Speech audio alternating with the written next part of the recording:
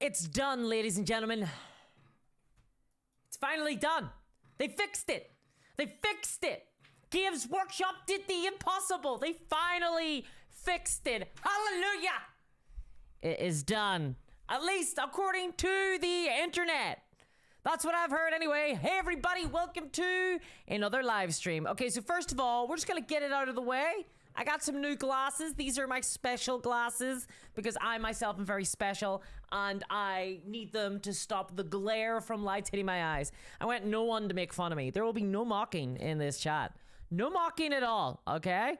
Not at all. My glasses help my eyes, all right? There we go. How is it going, everybody? I am a little late, and by a little late, I mean precisely on time because I am indeed a wizard. First of all, I want to thank Lazy Mini Painting for joining me today as a member of the Advocate tier on my YouTube memberships program. That's right. It's not just universities that offer programs. It's also Discourse Minis. But what is membership of a YouTube channel, if anything but equivalent to a university degree these days? But I say it because I love you guys. How is it going? And a big thanks to Crypto Kev as well for gifting out 5 memberships. As always, your generosity is very much welcome. It's only because of donations and things that I'm able to actually operate this channel in any sort of meaningful way. I guess it would still, if I had to get like a full-time job while also running the channel would probably still exist. The videos would still be available. There just wouldn't be any new ones. Haha! Hello, everybody. Thank you very much for the $2 donation from CryptoCast saying, a little mocking, come on. He wants to do a little bit of a little mocking of my glasses. All right, okay, well, just a little, just a teeny tiny amount, right? But that's not going to be the focus of today. We're not letting it be the focus of today. Yeah, it does make sense that I am a wizard, Frosted. It does make sense, right? It makes sense, you know? Most OP class, you gotta be the wizard. I'm only joking. I'm a human fighter. If I'm anything, I'm a human fighter. All right. But I still get to use the wizard line, okay? Because, well, it enables me to be late, but also not be. Haha. Thank you very much for the £5 donation, freakish uproar with your big old wow. I love those animations. They're absolutely fantastic. Thank you very much for the donation. I really appreciate that. That's awesome. Glasses focus. Exactly. The thing is, right, I got these ones specifically because they're meant to be anti-glare. They're not meant to, you guys have no idea. For like the last 2 years, my life has been a hell as I have attempted to wrestle and wrangle lights all over me as I try to like make sure that they hit my face but not hit my glasses so they don't like literally, so I'm not like an anime character. You know, whenever you see the evil anime character and they're like standing in the shadows, they're wreathed in shadows, they're entirely black silhouetted apart from 2 round circular glasses that shine brightly and you're like, oh god, that guy's being played by Elijah Wood in the live action remake. Oh my god, that guy's a villain. Well, that's been me for like 2 years. That's the kind of things I've had to deal with, you know? No wonder people don't like me when it comes to my Warhammer takes. They're like, you're a super villain. But anyway, well, it wouldn't be a super villain. It'd be like a villain in an anime. And in any case, it's been like really hard for me to like stop the glare. So I finally did. I got some special glasses. I got some special magic glasses. And I'm looking, this is the first time I'm deploying them. And I'm looking at the right eye. You can see a glare. I paid extra for these. What the hell? You can see the light. Look, you can see the lights in my eyes. I got scammed. By the glass manufacturer. What the hell? I do get to do the nose bridge push-up thingy. Discourse cast punch. Yes, definitely. Hello, everybody. How is it going? This is a little bit of an impromptu live stream. I was meant to do one on Sunday, but then I didn't. So we're doing one today instead. Hooray! There was a reason I didn't do it. I can't remember now, but here we are. My life is a whirlwind, okay? You don't know me. Nani? Hey, everybody. I hope you're having an absolutely lovely week. I know I kind of am until I learned about this. The glasses don't work. I can see the window frame in those glasses, says George. Oh, great. Now I'm revealing the contents of my living room. Excellent. Games Workshop scam, says Matt. That's a brilliant topic. That is a brilliant topic, okay? Today we're going to be talking about all sorts of things. We're going to be talking some Warhammer stuff. We're going to be talking some, I don't know, some RPG stuff. We're going to be talking some Star Wars stuff. Who knows? We're going to be talking about the Voyager. I heard that they've lost contact with the Voyager 2 from 1977. Remember that bad boy? Well, we're going to talk about that as well. Maybe. Who knows? I'm basically at the whims of chat in these live streams. I'm at the whims of chats and super chats especially. Though we're not going to go far enough that we're going to be like chugging beers or anything. And kicking dogs for money here. We got a little bit of dignity. We got a little bit of dignity here on the Discourse mini channel. Lizzie Bitty Pinty says Disco has gone camera crazy. I've gone glass crazy. It's what's happened to me. Joshua says, quick, someone screenshot her glass so we can locate her geolocation. Oh, no. All you'll get is a lot of really tasteless wallpaper. That's all you're gonna find, Chief. That's all you're gonna get. Ravenspire says, surprise GW don't sell gaming glasses. Me too, actually. I'm surprised they don't sell gaming glasses. They should sell gaming glasses. Like when you know it's going down, and they shall know no fear. Awesome. Absolutely awesome. Absolutely awesome. Yes, we've lost contact with the Voyager. However, they're doing this thing. So basically, it's pure human error. They accidentally sent the wrong command, so the satellite like moved slightly, like the little receiver antennae moved very slightly, and now they can't get it anymore. They can't reach it anymore. So they've asked the Australians to like beam up some information, and it's kind of like a little bit of a long shot, they said. So hopefully they get it fixed. Although apparently in October it all reverts back to it's like Windows default, basically like me really. Every morning I reset back to Windows default. That's what they're doing. In October it will reset, so we will get back in contact with it. Everybody calm down. It's not like the aliens have taken it and we're like, what's going on out there? There's something going on out there. You know, and they turn the ion cannon away from pointing to Earth and they point it out into space, because what's happening? It's a time of UAPs, not UFOs. It's a time of UAPs these days. UAPs. I saw a video earlier today. 100% a drone. 100% a drone. Let's see here. Sharokin says, I think I see Discourse's bank card details reflecting in her glasses. Oh, you got me. No, it's Ahsoka. You can see Ahsoka in because you know this is my, you know the way some people have like their family on their work desk and they got like a little image saying do it for her. This is mine. Yep. So let's talk new stuff. Let's talk new games, because do you know who doesn't make enough games? Do you know who doesn't make enough games? Games Workshop. Games Workshop do not make enough games because they got a new one coming out. And no, it isn't the old world. That's still in Voyager territory right now. We can't reach the antenna. No, we have new games coming out from Games Workshop, entirely new. Well, they're kind of new. I mean, okay. Games Workshop have decided they don't have enough on their plate. Ostensibly, right? They've decided they don't have enough on their plate. Between 24 different factions for Warhammer 40k to Age of Sigmar, Horus Heresy, Middle Earth strategy battle games, Necromunda, Blood Bowl, Warhammer Underworlds, and more, and all of those games are currently out of stock. They can't keep up with capacity. They've decided to make another game with some new entire miniatures.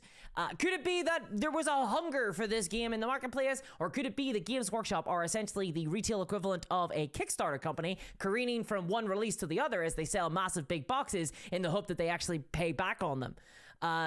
Not that second one. It's not that. They're not the retail equivalent of a Kickstarter company. They don't just sell big massive releases and then abandon the games afterwards. No, they don't do that. That would be very unethical and very unpositive, to say so. Double plus ungood, guys. We're all having a little bit of fun. I am actually interested in seeing about this new game. I mean, we're having fun, but it's true. I am interested in finding out about this new game because, as you all know, I love war games and I want to see what this new war game entails. And I have been told by the internet that it does in fact fix a lot of problems that Warhammer has. So I'm going to be the judge of that. I'm going to check it out today. I haven't actually read anything about this yet. I have no idea what the hell is going on. I'll be honest, I left a video I had a video last week where I was like pretty annoyed, and I've been kind of checked out of Warhammer as a result. I haven't been keeping up with the news and things because I've been a little bit like. So today we're gonna be kind of catching up together. We're gonna do it together. It's gonna be fun. Renee says, Discourse, quadruple shot of espresso today. I'm exhausted just watching you. So much energy. No, I'm afraid this is just me. This is Tuesday night for me. It's a bit of a problem. All right, let's go. You see, the energy has to go somewhere. It has to go somewhere. Katana says, I like the fact that we started on 40 and we are now on ion cannons. Oh, hell yeah, dude. Whenever I get the opportunity to change the conversations that we're talking about ion cannons, I will indeed take it. I'm going to bring us there if I possibly can. I'm going to bring us there if I possibly can. Freaky Shop War says, no, not games. I'm afraid to say we're going to be talking about games today. George says, I already have the old world, still have plenty of the old armies. Very true. Although I did see that they released an article recently talking about the old world for those who join us from the dungeons and discourse side of things, from the kind of D&D and RPG world. The Warhammer the Old World is a remake of the old Warhammer Fantasy Battles game that you might know about. It's very old school. It's on little square bases, and people kind of like deploy their armies in Napoleonic style formations. Go, yes, sir. And they create gun lines of empire, and they kill their friend's knights in a single turn of shooting, and then their friend kind of comes close to the equivalent of a cry, and then that person never plays the game again. This is not anecdotal. This is just, could happen to anybody. So I thought, thank you very much for the donation. Says, of course they have. After all, there is no year like release year. Happy for spontaneous stream. Well, thank you very much for the donation, Scython. I really do appreciate it. That's very kind of you. And did you not know every year is release year? Every year is release year. Now, it used to be every 3 years they'd do a new version of Warhammer 40k. Now they're doing like a new version of Warhammer 40k 1 year, then Age of Sigmar another year, and then, I don't know, Blood Bolt, Necromunda, Warhammer Underworlds, Warcry, every game, Horus Heresy. Now there's just games. It's just constantly new games coming out because the cult of the new controls us all. I mean, I'm guilty of it myself. I'm kind of standing on my high horse here atop the tallest mountain looking down with them. You want to play the newest game? But it's true. We're all excited by newer things, right? There's a magpie element to all of us and to gaming culture in generally. I mean, if you think about the entire... Okay, now we're getting off track. This always happens to me, you guys. You always distract me. So if we think about actual gaming culture and like wargaming, and I'm saying wargaming, but this goes for RPGs. You'll find this in like Dungeons and Dragons as well. This goes for video games. This goes for movies. This goes towards everything. There is a constant hype cycle to all of these things because it gets us to buy, right? There's constantly going to be like hype around the new product. It's going to be billed as like the latest and greatest, and there is such a thing as a novelty to it. This is one of the elements that I get frustrated with Games Workshop's FOMO release schedule. What they'll do is they will do all the hype. They'll do all the marketing for a thing during the pre-order period when you can't even get the game. It's when you're pre-ordering it. So that means that you get really hyped, you pre-order it, and then it's forgotten about as a game. As a new product, it's forgotten about. Who remembers Eldritch Omens? Do you remember that thing? But it was really big. It was the most important thing in the world for like a weekend there. And everybody got hyped up. They're like, I have to have Eldritch Omens. I have to have Eldritch Omens. Who the hell's talking about Eldritch Omens anymore? So yeah, this is just a thing. We're beginning the hype cycle of a new game. So we're gonna put on our critical glasses. That's what we're gonna call these. We're gonna call them our critical glasses that do not allow a glare in, but nevertheless will allow a little bit of a glare. And so therefore, we're gonna have to just engage with it and see whether that is good or fun. Because I'm kind of interested in seeing whether or not it is innovative, honestly. So we're gonna see it. Wolf Tramp says they do hype, but not for the old world. Ain't that the truth, buddy? Ain't that the truth? Scytha says, Crypto, we need more GW games that we have a release year every year. The hype run has to circle into infinity and beyond. Games Workshop have a lot of games going on. Frosted asks, what's a game? Excellent. I love it. Okay. So we are gonna be talking about the new Warhammer. There is a new Warhammer. Freaky Shop War quietly Googles Eldritch Omens. Eldritch Omens was like an army box of Eldar versus the evil Chaos Space Marines, where these two armies faced off against one another. It released in like February or something, and it was like really big. It was like really hyped, and then it just kind of came out, and everyone's forgotten about it. Of course they have. Okay, so let's go into The browser. I wish I could do like an effect, you know, so I could go, whoa, like we're in Mystery Science Theater or something. But we're not in Mystery Science Theater. We're in Discourse's home theater, and it's good. Okay, so this is the new game, Legion Imperialis. You're gonna hear about this game a lot because the marketing engines are grinding forward. They're beginning to get, the wheel is beginning to turn. I think, I don't know, so I'm gonna full front this bad boy. Usually I'm pretty knowledgeable when it comes to war games. I can offer a bit of value. I can offer a bit of commentary. I can't really offer that to you today, I'm afraid to say. So yes, this is like starting off your new novels about the business secrets of the pharaohs by saying that, you know, the one thing that we have to understand before learning about the business secrets of the pharaohs is that anything they have to say is such a from a wildly different context of our modern business knowledge that it has no value whatsoever to us. So I'm gonna open up here with a pitch that basically means that you can just ignore all my opinions on this.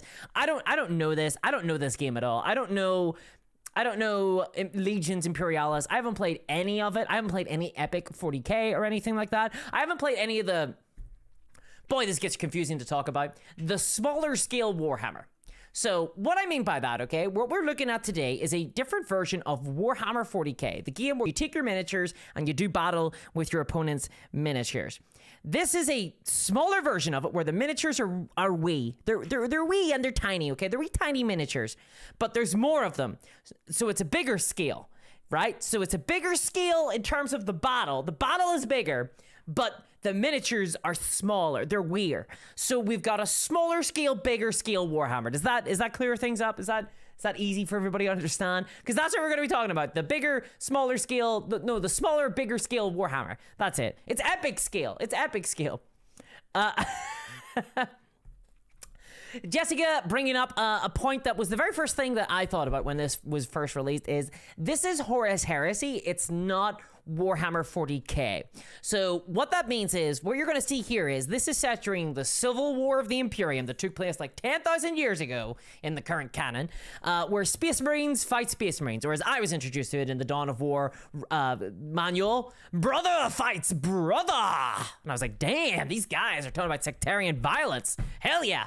So we've got Space Marines fighting Space Marines in this one. What that means is the armies are all going to look the same, and you're going to be gaslit by everyone around you saying they're all so different. Sorry, I gotta get this out. I gotta get the cynicism out of me now before we get into actually looking at the game. You know, I just gotta get it out of me now. I'm only fooling. We're all having a laugh. We're all having a little bit of a rib. But yes, this is going to be Space Marines versus Space Marines. As far as I'm aware, there is a miniature war game called Horus Heresy. Apparently the factions are quite different when it comes to play styles, though again, they all use the same kind of miniatures.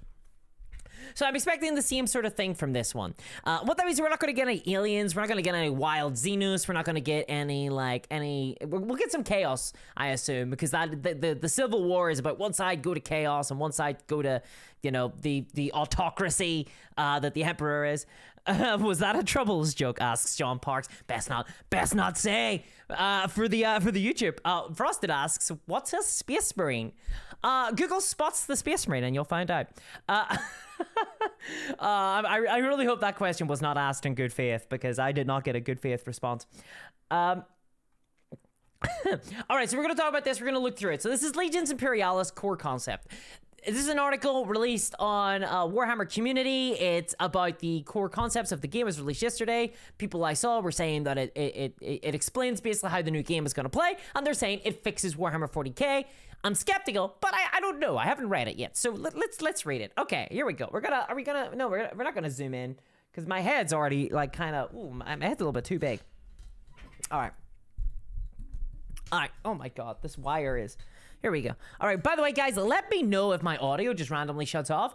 Also, I've been experiencing power problems. Things have just been turning off, like the entire house. So, you know, just if everything goes off, you know what's happened, really. That's just an explanation for that. Don't worry. Or worry, actually. Maybe worry a little bit. Okay, right, let's do this. So, Legions Imperialis. Legions Imperialis is a game of monumental battles in the Age of Darkness, i.e. the marketing term for Horus Heresy. played out on an epic scale, and that means they're little wee miniatures, but bigger. Remember, smaller, bigger, easy enough. Where many Warhammer games might be seen as a snapshot of a larger battle, this game shows the whole struggle in all its glory as tank companies take on infantry battalions and titans walk in droves. But how does it actually play? So in a lot of ways, this always felt like the actual proper scale of Warhammer 40k to me. I mean, Warhammer 40k, I get this is Horus Heresy, but it's all the same thing, right? Really, it's all Warhammer. Both games are just Space Marines fighting Space Marines anyway. So... yeah, the cynicism is out today, boys. It's just a bunch of lads. Yep. So with Warhammer 40k, it's this like massive, epic, kind of huge galaxy of legions. Like the Imperial Guard is billions of men spilling out, fighting billions of different monsters and aliens and things. And then you dive into the like game of Warhammer, and I got 30 men in my army, and I got 6 tanks. And it doesn't feel like particularly kind of epic. It doesn't reflect the fluff, the lore of the game, you know. And so that's always been a little bit of a thing, and that's never bothered me. I know it bothers some people. I think the kind of the diegetics of the game, right? The kind of like the ludo narrative of the game is that you're playing as part of a larger battle. That like off the sides of the table, there is more to this battle that you're facing. You know, it would be like if you're playing like a D&D game. Imagine that you were fighting in a war, and you're looking at the battle map, and it's like just your 5 party members and like a bunch of enemies, and you just imagine that there's more battling going off like off the sides of the map, right? So that's kind of how I always imagined it. Now with this new Legions Imperialis, the game is you're playing the actual full battle. You're playing the full, big, massive scale battle.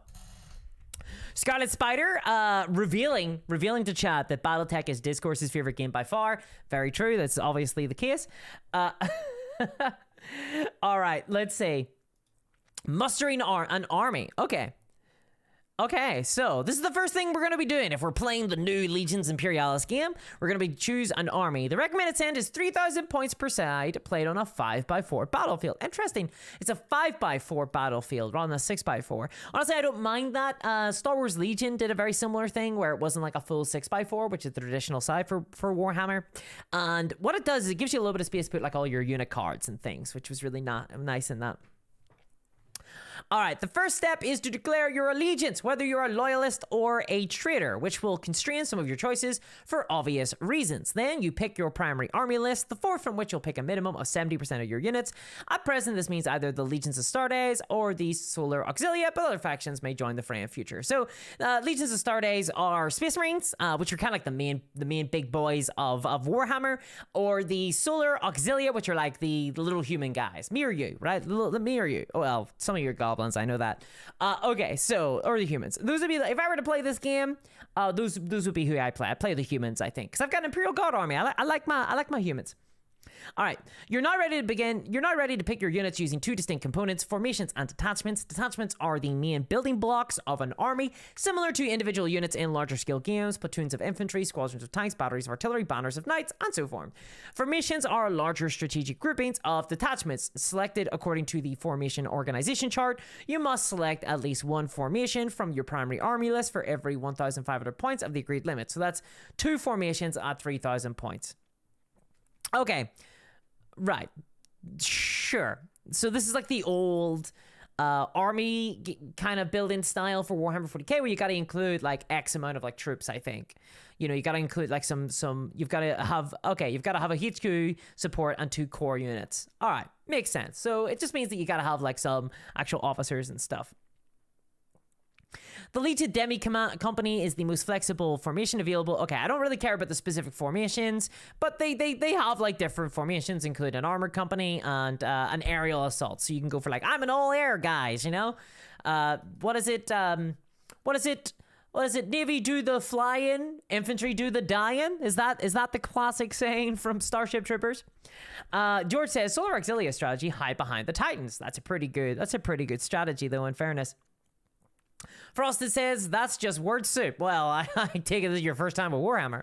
So the turn structure, this is the big part, right? This is the bit that I have been told, apparently, is an amazing innovation in the world of wargaming. So let's figure it out. Let's find out. So, turn structure. Each round is divided into 5 phases. The most important thing to know here is that both players act within each of these phases, taking it in turns to activate their detachments in initiative order according to hidden orders that have been pre-assigned. Okay. Ooh. Okay. So, there's a secret orders phase, which is interesting. Secretly assign 1 of 4 orders to each detachment. Well, so the detachments are like, I guess like, what, 3 tanks are a detachment, like 6 infantry are a detachment, you know, I'm guessing that's the case.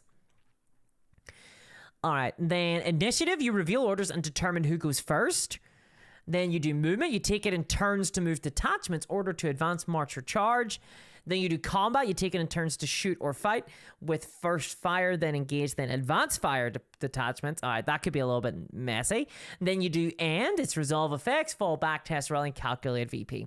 So it's this kind of belabored phasing system that's very similar to Warhammer 40k. There is a movement system, a shoot system, although it looks like they've folded shooting and melee fighting into one phase, and they've created this new orders phase where you have to like assign orders to each detachment. Okay, interesting. And they reveal your orders, and so you're kind of acting concurrently with one another, which is very interesting.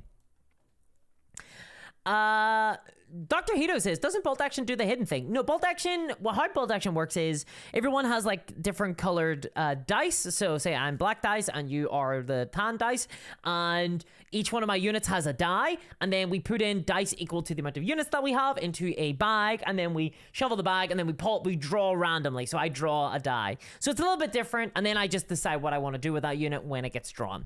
So it's a little bit different. This one is more, I guess it's going to be slower, honestly. It's going to be a lot slower because you're going to have to like look at all your units and go, okay, I'm going to decide now what I want them to do. So it's going to be a front loading of time, which is going to hurt the pacing, I think, of the game. I think the pacing of this game is going to be, it really depends on how fast, how few units, like how many detachments you have. But it sounds like the pacing is going to be, all the action happens, right? And that's all the action is the orders bit. That's where you're like, okay, so I want to move with that unit. I want to shoot with that unit. I'm going to want to be able to fight here. I want to grab this objective. So you make all these strategic decisions. Then you secretly assign all the units. Then you struggle to remember what it is, what you've done. And then you have to look at some. Then you put them back. Then you put some more down. And then you do initiative where you all reveal your orders and you go, oh, fuck, did I do that with that unit? I thought I did that with that one. Okay, whatever. You can tell I've played hidden movement games. And then you do the actual like movement of everything, I guess, and then the shooting. What are the 4 orders? I want to know what the 4 orders are, because I don't understand the point of those. Like, why are they secret? Yeah, okay. And then, so playing diplomacy with figures, says Baroness. Well, Eric says, did an old school Epic do that? Guys, I don't know. I've never played Epic. I'm sorry. That is like a big blind spot in my, like, my wargaming, my wargaming prestige. I don't have that. I don't play Epic games. I don't play wee big games, okay? How hard is that to understand? Okay. So, using tokens placed face down next to their detachments, players assign orders simultaneously and in secret. Why? Like, why? Both players reveal their orders once they've all been placed. There are 4 main orders. First fire, advance, march, and charge, plus fallback, which a unit can be assigned when they take heavy losses. My question is, why? Why are they secret, and why are they all given one at a time? Like, is there, like... What... so you can do either fire. I'm guessing you can either shoot people, you can move really fast, or you can move really fast, or you can charge into melee. But I think charge will usually be quite obvious, I think. Because if you're a melee unit moving in towards melee, like, you're going to pick charge. I know you're going to pick charge. Then, I mean, I guess there is some bluffing element here, but I'm just curious as to, like, what is the point of this? I just don't know. I just don't know what the point of it is. I'm not against it. Like, I mean, it might be one of those things where you have to play it and then you're like, oh, I see, right? Because there's lots of games like that where I've been like very, like, what's the point of this? And then I've played it and I've been like, oh, it couldn't have worked any other way. Then you determine initiative by rolling off. Okay, and this gets to govern who activates their detachments first. So I think this might be, the reason why I think people are telling me me that this fixes Warhammer is because they're imagining that you could do this with Warhammer 40k, right? But only not like the hidden. I don't think it's the hidden detachments thing, like the hidden orders. I think it's more the fact that the phases go, but you both do stuff during the phases. So how Warhammer 40k works, for those who do not know, you've got your own phases. It's movement phase, shooty phase, chargey phase, fighty phase, right? And then you got command phase. And what works is we roll a die, and then you roll higher than me, because that always happens, and then you go first, and I go, oh, I lose the game. And then you go, don't be such a purse sport. And then you move all your models. Then you shoot with all your models, devastating my glass cannon units that have been caught out. And then and then you charge into my models, and then you fight me, right? And then we alternate our fighting. And then it goes to my turn, and I go, I've got half an army left, and then I move with my remnants, all my guys who have been like shot at, and like they're all their arms and slings and stuff, and they're like, oh god, I don't want to go to the front, right? And they all move, and then they shoot, and they do really badly. And then that's kind of how the game works, right? And I'm being facetious, right? It's not as bad as that. You're not guaranteed to win whenever you go first, but it is the point that you do get to activate all your stuff all in one go, and then I have to activate all my stuff all in one go. Whereas with this, it's like you move something, I move something, and then you shoot something, I shoot something, and then you charge and we fight or whatever, and then I charge and we fight. Which, okay, is fair. It's fair. The thing is, though, like, so you assign your orders, which is like move or shoot or whatever it seems like, or fight, and then we reveal all our orders. So there's like no mystery as to what we're doing. It's not like we assign all our orders, and then you choose a unit, and then you reveal your order for that unit, and then you're like, aha, I'm moving over here. And then I reveal an order for my unit, and I go, haha, I'm charging you, right? So you're not working with imperfect information after you assign the orders. You can go, oh, that guy's going to charge me. I'm going to move, because I gave him a move order. You know? Like, it's just interesting. I'm still not convinced by the hidden order system. I just don't understand. Gabriel Marquet, piercing through the veil, says, this feels overcomplicated. Gabriel, you're not wrong. This is Games Workshop Design 101. They are very much a legacy company. So they design all of their games based on what people are anticipating from them. And unfortunately, because they're so old as a company, right? Like they're one of the first kind of war game companies, their Games Workshop. A lot of their designs date from like 20 years ago, 30 years ago. What that means is that there's been a lot of innovations in wargaming since then. And I feel like they have a house style that kind of refuses to acknowledge those new styles. There are some games that have innovated, right? That do feel like more modern war games. Specifically Warcry, Necromunda a little bit. So Warcry, Warhammer Underworlds, I guess, but I've never played Warhammer Underworlds, but it looks like a very modern-y kind of game. But games like Warhammer 40k just feel a lot more kind of like old school. You're like, okay, that's kind of weird. Very, very old school, because they haven't changed. And from what people are telling me in the chats, are this is just an old epic. This is an old. You're telling me this is old. Is that correct? This is like an actual system that already existed, and we've seen this work out. We've seen how this plays. Is that correct? And if we've seen how this plays, let me know in chat whether or not you find it fun. They still write design like it's 1981. They do, Kanata. But here's another thing, right? So I got the Ashes of Faith game. I don't have the cover anywhere. I got the Ashes of Faith kill team set, and it's like, oh, you're the Inquisitors or you're the Chaos Cult, and you're trying to shut down the other one, right? You're the Inquisitions hunting down these Chaos Cultists, and it's in the Hive, and you've got to find out where the cultists are, and it's like this narrative battle system. Well, one person plays the Inquisitors trying to hunt down Chaos, and then the other person plays like an evil secret Chaos Cultist, right? Inquisitors are evil too, by the way. So how would you do this? What's the narrative grift? Like, how does this narrative system work? And how it works is a series of convoluted phases where you both reveal cards and the cards do different things and you've got to like win over people. It's just this really mired in mechanics game. It's not elegant at all. It's very inelegant, in fact, I would say. And it completely flopped. Like, it came out, nobody talked about it. There wasn't enough of it to go around. It's made no impact whatsoever because it's very obtuse. I was really looking forward to it. I got the game. I got my hands on it. And I opened up the rulebook and I read it and I went, I'm probably never going to play this game. It sounds laborious to play. It's like so much effort to just get into the game. And that often is kind of a hallmark of a lot of Games Workshop's designs. Now, they put out a lot of games. Some of them are a lot more elegant and simple than others, like Warcry, for example. I'm actually not a big fan of Warcry, but I appreciate that there's lots of big fans of Warcry out there. So they do a lot of swings, right? Which means they're always going to miss. Like, there's going to be misses here and there. But this one, I don't know. Like, this isn't like a review, God forbid. This isn't even like a preview. This is just me reading what they've written here and kind of just giving my opinions on what I think could be what it could play like. But I've never played this game before. I have no idea. But I mean, the entire phases section is a little bit like, oh, you know, especially when you've got like so many minis. I just don't get where the spiciness of the, I feel like secretly assigning orders could be a lot of fun.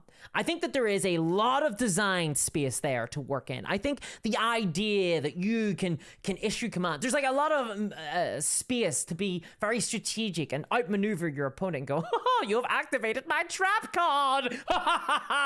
You know, like there's a lot of space for that, I think, and that could be really exciting. That could lead to these like big brain moments, you know, where you're like, and as foreseen, right? But I don't see that. I don't see how that comes out from this. Like I'm wondering what the design purpose is for this. You know, that's what I'm trying to get at. Okay. Let's see. So Matt says, instead of taking Epic and saying, what can we keep, what needs reworking, they've gone, older player will love this, let's tweak it and call it new. I think it is a little bit of a nostalgia grab. Games Workshop have been on a nostalgia grab for a while. And it's not a cynical, well, it is cynical. Everything a company does is cynical. Because, of course it is, because they're monetizing it. But like aggressively. But I think that the people who are working on these games remember them. Like, I think they're fans of the games, you know? I think they're a generation of employees at Games Workshop who are fans of these older, more nostalgic games, maybe grew up with them when they were younger, and so they want to, like, replicate them again and bring them back. And they understand, I think, that there's a market. Especially as Warhammer 40k, I think, increasingly moves towards a different space, kind of a more competitive space than maybe traditional Warhammer players would be used to, which is why we get so many, like, fights in Warhammer against competitive and non-competitive players. It's like, imagine if in D&D there was fights between like living room games versus like Adventure League players, and they were like, you're doing it wrong, right? It's kind of like that. So, using tokens placed face down next to their attachments, players assign orders simultaneously and in secret. Both players reveal their orders once they've all been placed. There are 4 main orders: First Fire, Advance, March, and Charge, plus Fallback, which a unit can be assigned when they take heavy losses. You then determine initiative by rolling off, and this governs who gets to activate their detachments first. Okay, movement and combat. These two phases work in the same ways. Players take it in turns to resolve the relevant order tokens by activating detachments one by one. Orders affect how your detachments can behave during both phases. Advance is the most flexible, allowing both regular movement and shooting, while March lets a detachment move double its movement characteristic, treble if it's an entirely infantry detachment. Okay, that's interesting, but not shoot. Charge allows either for a single movement or a double movement if it gets a detachment into base contact with an enemy detachment. Detachments with First Fire cannot move, but they do get to shoot first. Okay. Finally, a fallback order prevents a detachment from moving. Instead, they'll have to retreat during the end phase. So it sounds like First Fire is like its own little fights first phase from Warhammer 40k. So you get to like shoot before everybody else, I guess. So that's kind of good. So you're kind of deciding, do I want to shoot first with this model and guarantee I get it off, or do I want to like be able to move and then shoot? So that's interesting. All right. Luke McDonaldson says, it's kind of like chess in a way. Sort of, but only you have to assign your orders to all of your chess pieces secretly and then reveal them all at once. So now it's a puzzle. So you've turned it into a bit of a puzzle game. Combat is divided into 3 sub-phases: Great. That's awesome. First fire, engagement, and advancing fire, which is to say detachments with a first fire order get to shoot. Then you resolve close combat. Then everyone else gets to shoot. So you do close combat first. Okay, interesting. Shooting works pretty much the same as it does in most Warhammer games. What a surprise. Weapons have a range, an amount of dice to roll, a target number for the hit roll, an armor penetration value, and traits. Select a target in range. You roll the right number of dice, and you apply any modifiers to the roll. So it's a modifier system. For each one that hits, the model gets a save that can be modified. So this is basically Warhammer. Traits are where extra variety happens. Guns with a light trait cannot hurt heavy tanks, for instance, while assault weapons are more powerful up close, ensuring everything has a niche. Kianta, Kaneda says, did you just invent an awesome sounding new version of chess? It's epic chess. It's epic chess. Combat, however, is a little different. The system harks back to the epic scale of games of yore in which individual models are paired off against each other. Then they make fight rolls, rolling off with 2d6, adding their close combat assault factor to the roll. This sounds a little bit like the Middle-earth strategy battle game system. Models get a bonus if they charge and the loser takes a wound. No saves allowed. Melee is seriously deadly and even tanks can be overrun. Okay, I like that. I like the sound of that. I like melee being a little bit different. I actually am a big fan of the kill team melee system. I know people hate it, but I like it.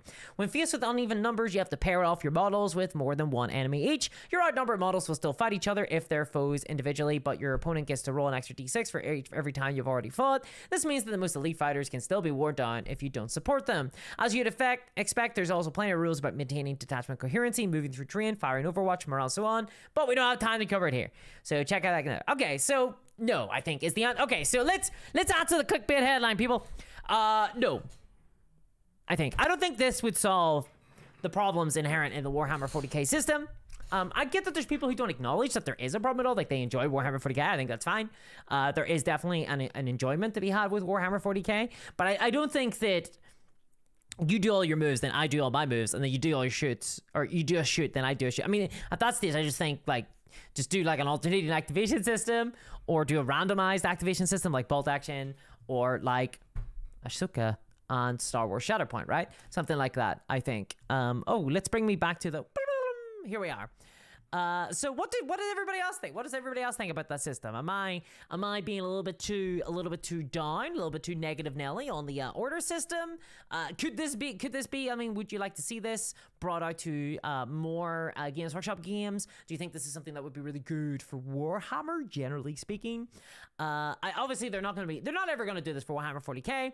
I don't think so anyway. I think from what people are saying, this is an older system that is being refreshed for a modern audience, sort of, whether or not there's any changes or not. And would this be able, if they were to do this with Warhammer, would it make Warhammer a little bit better paced? It honestly might make Warhammer a little bit better paced. I think one of the things, this is what I would say to people who really enjoy the current Warhammer system, because I know there's lots of them out there. They enjoy the system where, like, one person activates all their stuff and then one person activates all their stuff. I would say that as much as that might speed up the game, because that's like the frequent argument that I get, they need to keep it that way because the game is big, and me moving all my stuff and shooting all my stuff, and like that speeds up the game instead of me deciding who I'm going to go with one at a time. I actually disagree with that. I actually think it slows down the game sometimes, but in any case, and there's other ways to win that. You get rid of codices if you want to speed up the game. So I don't agree. I don't agree with that argument. However, I would say that even if the game were to take longer with alternating activations or randomized activations of some kind, it would still be funner to play. It would be better paced. I wouldn't go on my phone as much. There's no war game that I go on to my phone idly more than Warhammer 40k. I enjoy Warhammer 40k. I play Warhammer 40k. I enjoy, but there is no game that I do not sit down and idly begin scrolling my phone more than when I'm playing Warhammer 40k. And maybe in this epic, maybe in this Legions Imperialis game, I won't. Victor Lima says, do you like BattleTech system? I believe it's the best out there. I am sorely tempted. I am sorely tempted to give BattleTech another go. I have a video on this channel where I talk about why I don't play BattleTech, but I am genuinely after the last update by Games Workshop saying that they're moving their Battleforge, their army building system, their app behind a paywall at the end of August because they want more money.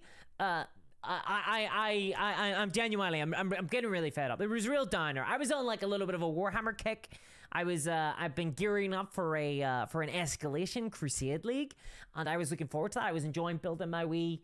Oh, let's do it. Let's show the. I was building my wee Sisters of Battle force. There, you can see her there. I've been building a little Sisters of Battle army for a crusade system. And I'll be honest, this was like a shot to the heart. I was like, just, oh man. And they did warn us that they were going to do it. Like, they did warn us that they were going to do it. But I was really hoping they wouldn't, you know, because it just kind of sucks. And they did. And now I'm like, ugh. Archon Silo says, I maybe get off your phone and talk to your opponent and friend. Archon, if you knew my friends, you wouldn't be saying that, okay? Dude, sometimes I'm on Twitter, all right? Or sorry, X. Sometimes I'm on X, right? Sometimes I'm like, all right, dude. Like sometimes there's a lot of fucking turns, right? I play a lot of games. I play a lot of Warhammer. All right, I play a lot of goddamn Warhammer, and that means sometimes I just want to like sit down for a minute, right, and have a little beer.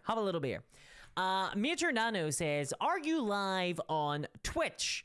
Are you live on Twitch? I am not. And by the way, Archon. All right, by the way."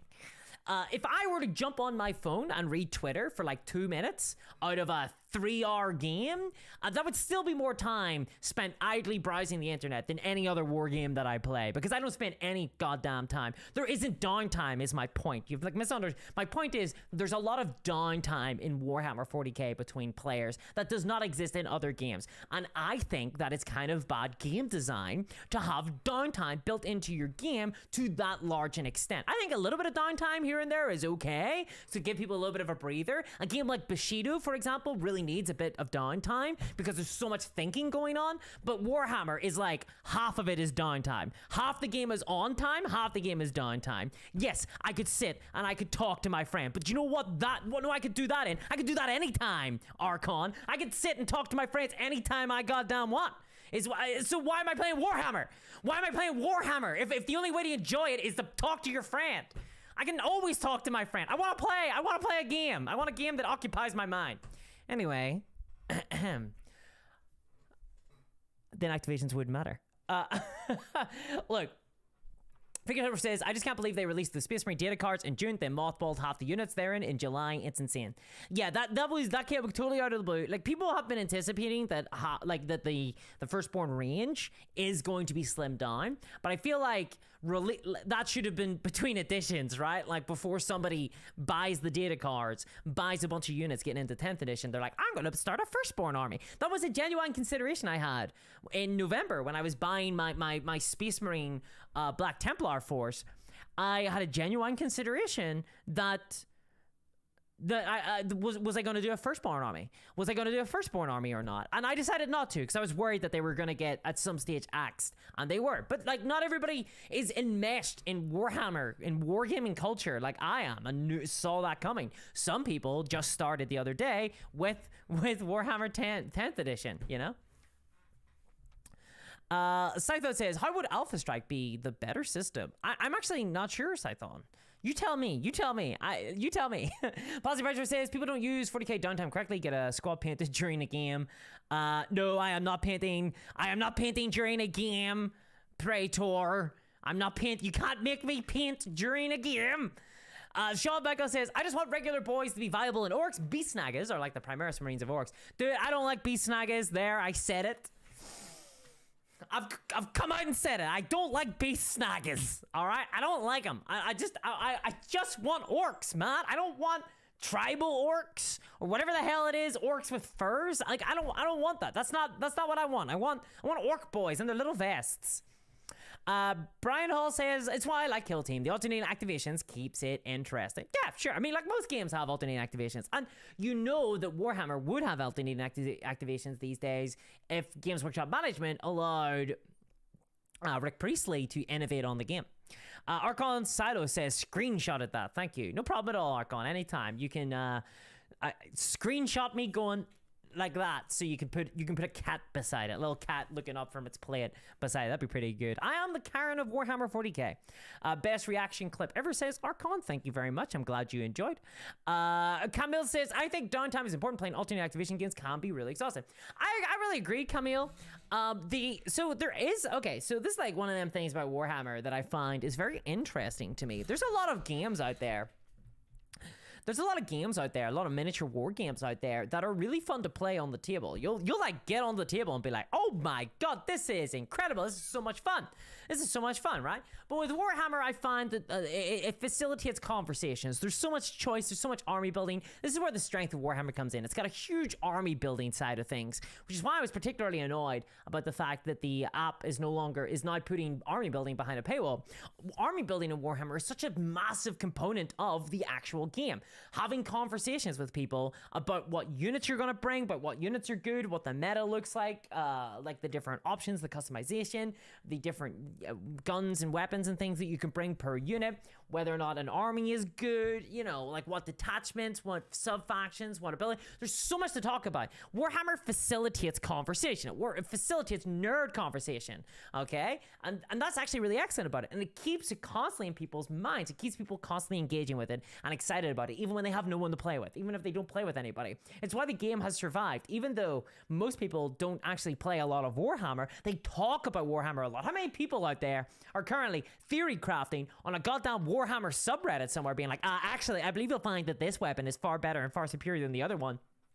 They've never played a game. They're like math hammering their way through it because Warhammer does that. And that's why I'm really particularly annoyed that they got rid of the Warhammer Battleforge app. Lee Sweetie, thank you very much for the €5 donation, saying the IGO-UGO system is one of the main faults of GW. Also, moving to a D10 could smooth out a few rules, as the difference of base stats would go better. I think, yes, I agree. I do agree. So it depends what you want, right?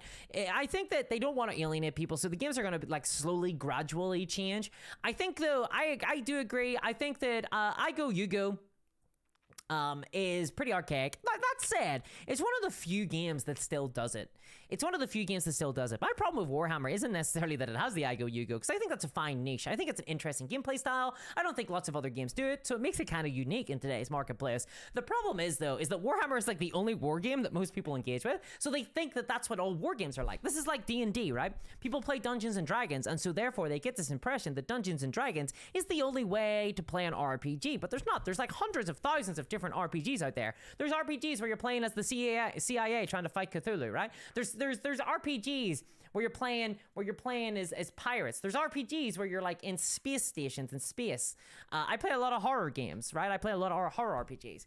Similarly with war games. There's war games where you're going one after the other. There's war games where you're going with like one guy and then the other guy goes one other guy. There's some war games where you're pulling dice from a bag. There's war games where there's decks of cards and you're figuring out who gets activated. There's all these different types of war game mechanics that people miss. They just go, oh, I didn't really like Warhammer because you deploy your units and then your enemy shoots you with all their stuff. It's just a coin flip to see who wins. That's like a frequent criticism of Warhammer, especially from newer players who played their first game and they got blasted off the table. They're like, this game, I've just spent hundreds of dollars on miniatures. I've spent hours and hours painting these miniatures, and then I've played the game and it actually sucks. And that is genuinely, that's a new player experience, and that really frustrates me. I do think that moving to a D10 could smooth out a few rules, but I don't think it's super necessary.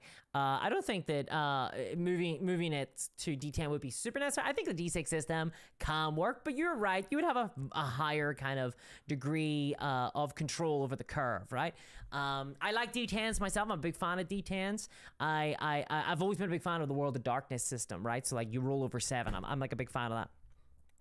Crypto Kev says, quick poll chat. Who would buy an official Karen of Warhammer Disco t-shirt? Says, thank you very much for the $5 donation. And also accidentally getting me to reveal your own marketing hype. Well, you guys heard the guy. You heard the man. But thank you very much for the donation, Kev. I really appreciate that. Nosarium says, I have an Imperial Guard and a Nid Army since years now, and I haven't played any of those, not once. They're 5% painted. Well, you know, like, give it a go. Try paint them. Contrast paints have made painting a lot easier. Genuinely. Contrast paints are awesome. You can get, or if you don't want to support Games Workshop, you can get by like army paints as well. Army paints are good. There's other ones. Well, there's speed paints. There's all sorts of paints. There's paints out the wazoo, but look for like contrast style paints. I think are really, really awesome these days. Change the order. Use D10. Why not play another game? Says Run Online. That's true. Carnivale uses a D10 system, and it's a lot of fun. Also very cheap to buy into. Its starter set is pretty good. Stacky Limit says Discourse needs to drink less caffeine. I haven't drank any caffeine. This is me, just normal. This is just me. This is me. I'm just here. Hello, hi there. I haven't actually drank it. I don't drink caffeine. Is the crazy part. Well, does Coke Zero have caffeine? Does it have caffeine? I'm not sure, but I don't drink coffee at all. I drink tea. I drink lots and lots of tea. We're actually gonna have a little drink here.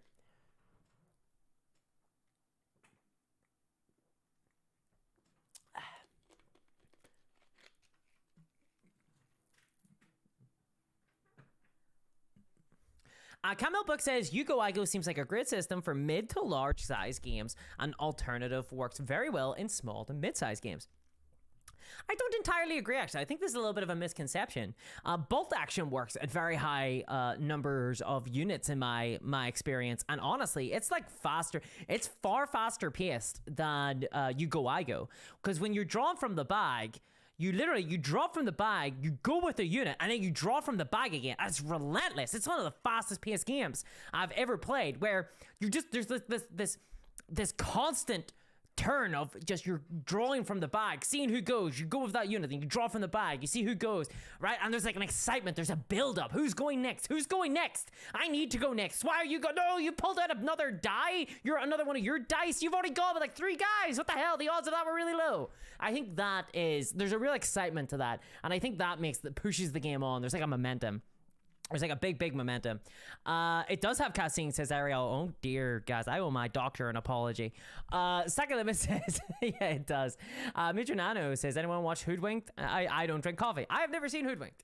Matt says, and tea has half the caffeine of a cup of coffee. Tea doesn't have that much. I actually did drink decaf tea for a while there. Decaf tea for a while.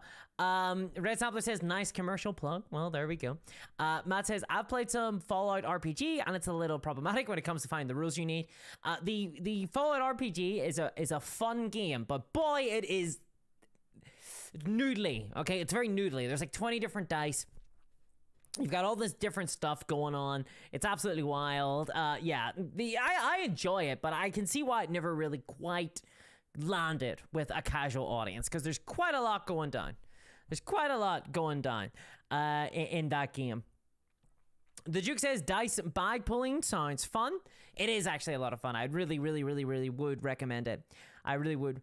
Camille says, I wouldn't call bolt action alternative, more like random activations. Yeah, I mean, it is random, but I would put it like in the same school as alternating like if you were to put them all, like, it's not alternating activations, but it lives in a similar place to Star Wars Legion, I think.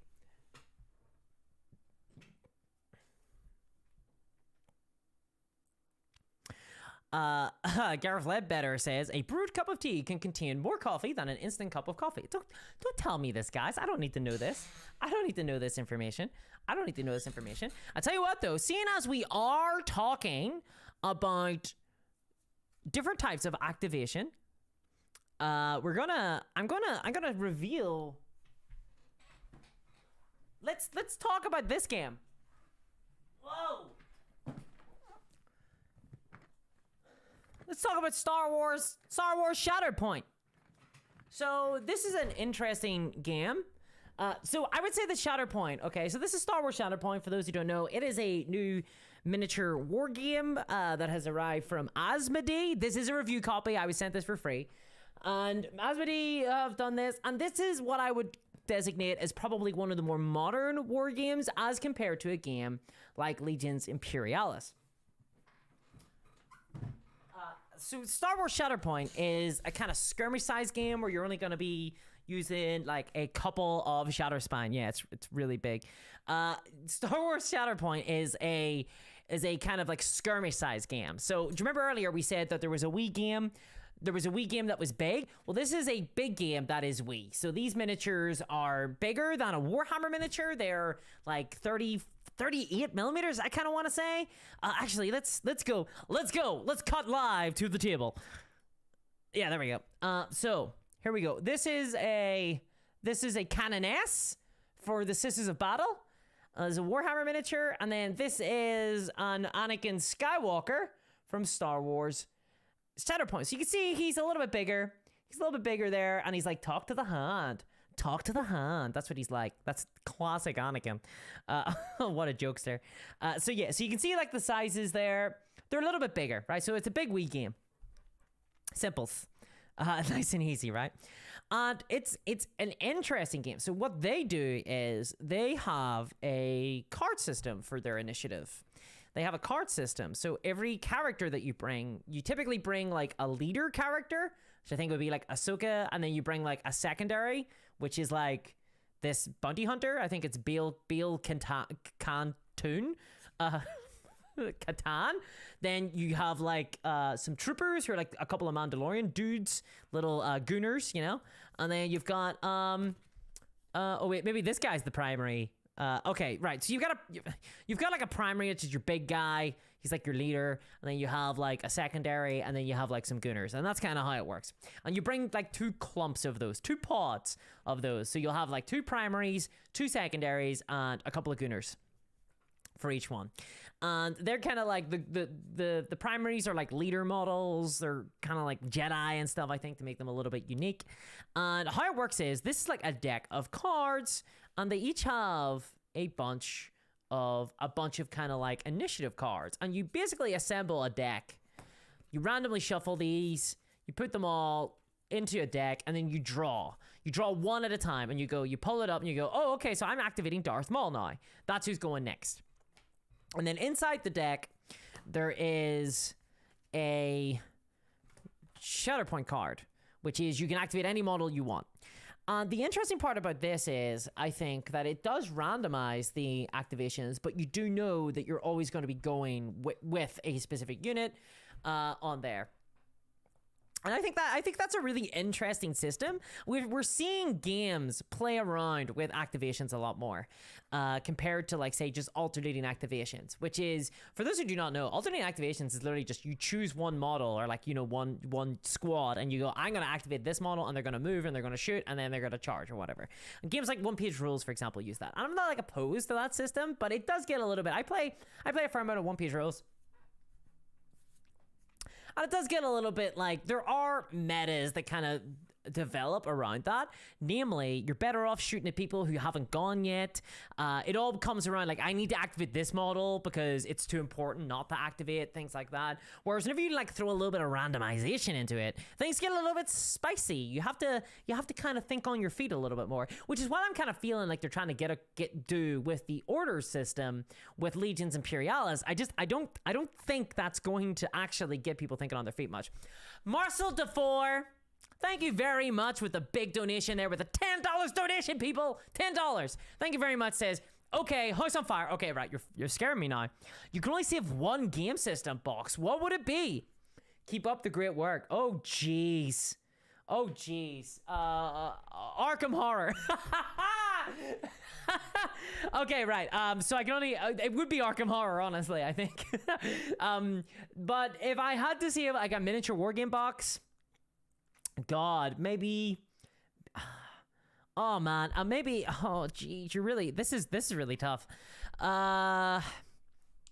So it's a miniature wargame box, one game system box. So that's not like any of my Osprey books or anything like that. Probably Blood and Plunder. There's like a lot of content inside those boxes. Probably, oh no, Carnivale, my Carnivale box. That terrain, I get a lot of use out of my Carnivale box, and I've actually painted all the minis inside that box. So I do not want to have to do that again. I would see if my Carnivale, I'd see if my Carnivale from TT Combat. I would see if those, because then again, it's kind of an inexpensive thing to replace. Blood and Plunder is a lot bigger, but the thing is, I've painted those models, and I really don't want to paint them all. No, time's up, everything burnt. Oh, god damn it. Oh, it's tough. It's tough. Bay Catan. Yes, exactly. Have a goal. Thank you very much for that, Marcel. I really do appreciate it. I really do appreciate it. After these streams, I have to like take some time to like gather myself again. Like, these streams are like a lot of energy, so thank you. I really appreciate that. Thank you. Lee Sweetie says new missions and narrative missions will help the game much. I think that 40k could use some more missions. I think that Combat Patrol, specifically game mode, could use some more missions, and they need to be free. They need to be free. Discourse just fused Bail Organa and Bo Katan. Yes, exactly, Johnny. There you go.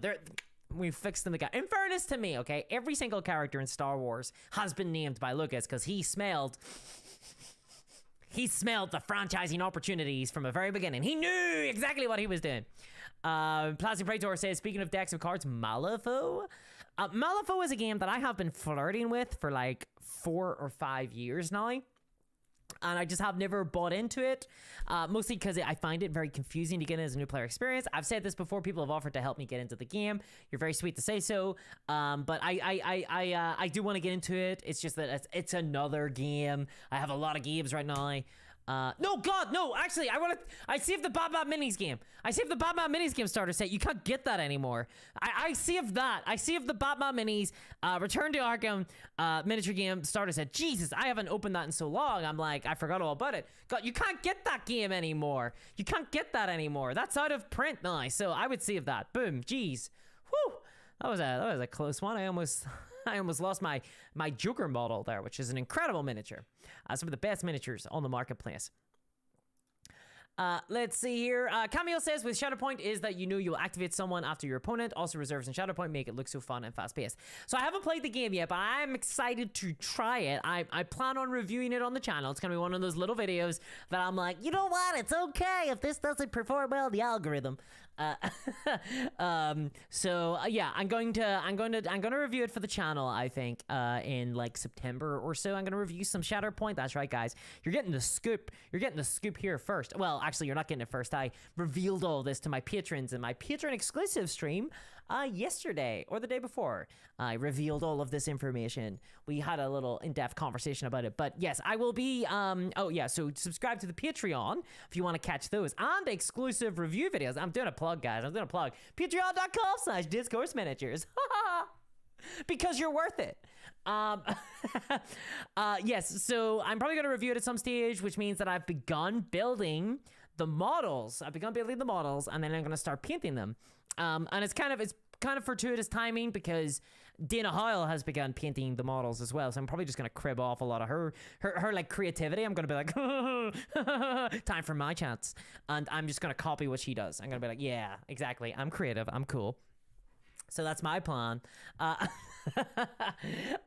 So yeah, I'm gonna do that. I'm like, it has a lot of win in me over though. It has to be a really good game because the price point for it is very high. So it's gonna have to be really good for me to be like glowing in the review. But we shall see. I played a demo game of it at UKGE and I quite enjoyed the demo game. So I'm interested in playing it. I want to see how it plays. I want to put it through its paces a little bit in the comfort of my own home. Joshua Ate says, just save the 3D printer and make them all over again. I mean, he's not wrong, Cotton. He's not wrong. Have I managed to get a game of Aliens Another Glorious Day in the Core yet? No, unfortunately not, Matt. Unfortunately, I have not. I haven't managed to get that in yet. I haven't even built the models yet, dude. Like, I've been so busy. So I release 2 videos a week, and those videos take days to like write. I don't turn on the camera and just go. I write my videos. You think those jokes come naturally? Well, they do often, but sometimes they don't, and they're really hard to write. So I write my videos and then I edit them. So I spend most of my week working, unfortunately. And I'm not saying that like, haha, what's that, a 9 to 5? Well, I spend my time working, you know? Get out of my way, millennials. I need to get my coffee first. You want to talk about tired? Haha, not like that. But what I mean is that basically I just don't get a lot of time to play games. And when I do get time to play games, I'm using that time to kind of play games that I kind of have to play. Like, so I do review miniature war games as part of my Patreon. I do a video reviewing a game each month for my Patreon. So I'm often playing a game for that because I like to get plenty of games in before I assign it a score, a completely arbitrary score. So I do that. And so Shadowpoint, I kind of have to make something. I kind of have to fold something in as part of the channel in order to like justify spending time on it. So unfortunately, I haven't gotten a game in with aliens yet. However, I will make time for aliens. I've been watching this like 5 hours long like deep dive into all the themes of aliens and like how it's all about like IVF and like equality and weird sex stuff and like all these different themes all kind of coalesce in this awesome like 70s horror movie. And I've been really enjoying it, so it's been getting me like revved up to play some aliens games. You know, that excitement, that energy, it has to go somewhere. So I'm probably going to be building some aliens models at some stage soon, I think. Yeah. Reaver Lortona says, I don't think I can play the new epic skill game. My huge twitchy hands have enough trouble painting space marines at their current size. People keep talking about the epic sized models as if they're hard to paint, but I'm gonna reveal to you a little secret. Oh, boom. Okay, I'm gonna fix all your problems, right? Hear me. I'm doing Games Workshop's job for them. So you see these models, right? So you're looking at them right now and you're like, damn, that's gonna be hard to paint because they're like this size, you know? Like, oh my God, like how am I gonna paint this guy? This guy here, how am I gonna paint him? He's really wee. Well, the thing is, this is the trick. He's really wee and you're really big and you're gonna be like over here by the table and he's gonna be over there like being really small. You're not even gonna see any details. You're not a camera like spammed right up like going, oh, are you good? You're not on Instagram. You're not the Instagram camera. You're not actually looking at it under its perfect lighting conditions. These guys, a single slap of contrast paints over them, and then maybe like a little dab here and there for the shoulder pads, and they're done. They are done. Those minis do not need, like, honestly, these are easier to paint, I would say. I think the bigger you go in scale, the harder minis get to paint. The smaller you go, the easier they look to paint, honestly. So I wouldn't worry about it at all. If you're interested in like a Legion scale game, like go for it, dude. Like don't let painting fears get you down. These are actually going to be a lot easier because what you do is you just like slap the color on and you throw on a bit of shade, and honestly, like they're going to look gangbusters because you're so far away. You won't see it. You won't see it. I think that there's a lot of like, and this goes like to a lot of the design decisions from Games Workshop these days. Everything's designed. Same with Shadowpoint, by the way. They don't get away with it. Like Shadowpoint came with this. Let me show you this. Oh my. So, Shadowpoint cam.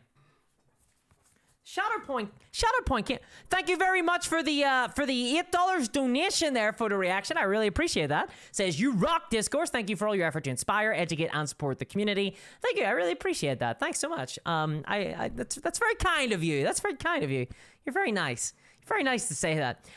So thank you. But this is like a general shift I've seen in the market, right? So Shadowpoint came with this. Oh, it came with this. Look at this. It's a background so you can take pictures of your models with. So you can paint your models and then put them up on Instagram as part of their marketing, right? They view it as like, yo, you paint your miniatures? Oh, they look really cool. That's our marketing now, right? Like, let's make them look as good as possible. And I don't think that's bad necessarily. I think that's kind of neat. Like the art is nice. Like this is nice art. And Shadowpoint Star Wars has that kind of cartoon, the Star Wars cartoon vibe going to it. And it's double-sided, so you can kind of like paint it either way. And put them in front of them, right? I think that's neat, but it kind of re-emphasizes the scope of miniatures as being something that you really look at, right? Like really up close. But like if I show you this mini, firstly there's a green screen, so it's gonna be hard to see. Let's turn off the green screen. Let's break the wall, guys. Let's break the wall. Let's go nuts. Let's go crazy here. Let's do it. Let's turn it off. Boom. Oh wait, hold on. How do I do this? God damn it. I might break things, guys. I'm sorry. Let's turn okay, boom, there we go, right? This is me. No, you can see me as who I am. For reals.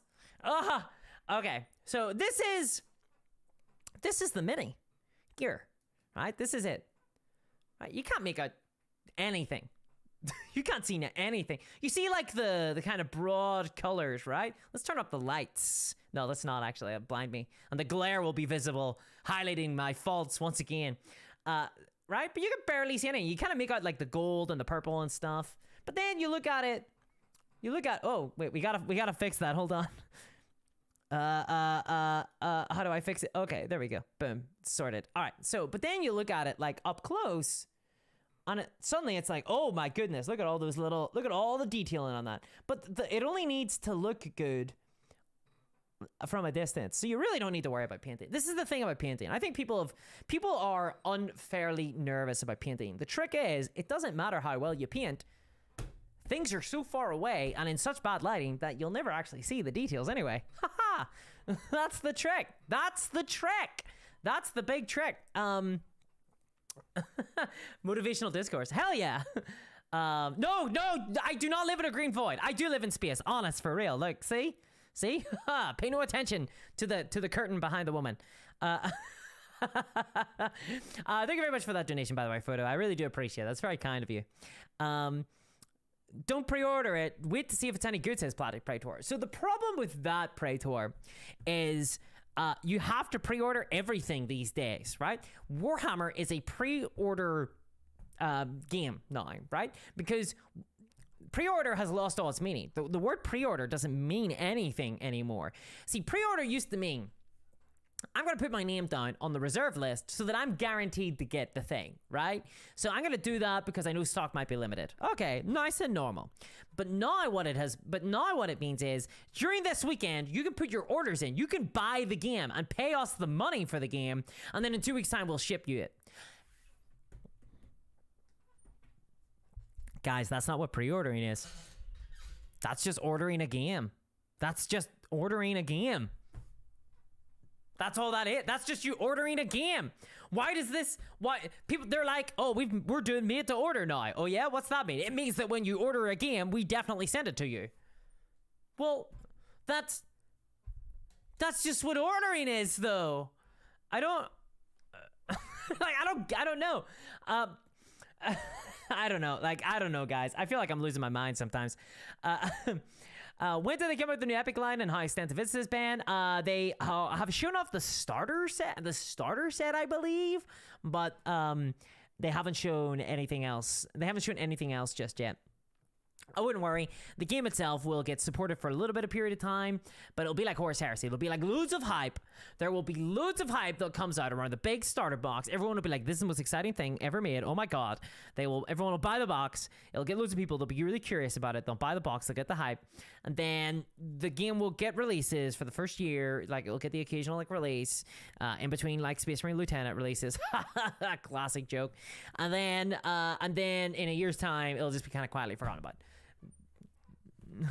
Sorry. I mean, I don't want to be mean or nothing, but like I can see it. I can see it happening, you know. But I got in a lot of trouble when I said that about Horus Heresy. I did a Horus Heresy video about that, and I got in a lot of trouble. So ooh. Ben Parker says, when did they come out with a new Epic line? Oh, I just answered that, but badly. They haven't yet, is the real answer. Aren't you supposed to live in a lava lamp, says Garzini? I live in a lava lamp when we're recording, but whenever I'm live, I live in a field of stars. I live in a field of stars. Sometimes I'm let out of the lava lamp. I'm let out of the lava lamp so I can be live. I can be live in those moments. Matt says, GW have made it a pre-order game by not guaranteeing product. Well, that's very clever of them, Games Workshop. Very clever, very clever. Might buy 2 of the Legio Imperia, says George. If you enjoy the game, then go for it. Plastic says you don't have to pre-order it. You can just buy a game system from a company that respects you. Ooh. The funny thing is, so there's a lot of places out there, like video games, I would say, most of the companies don't respect the end user. Printers, for example, most of them don't respect the end user.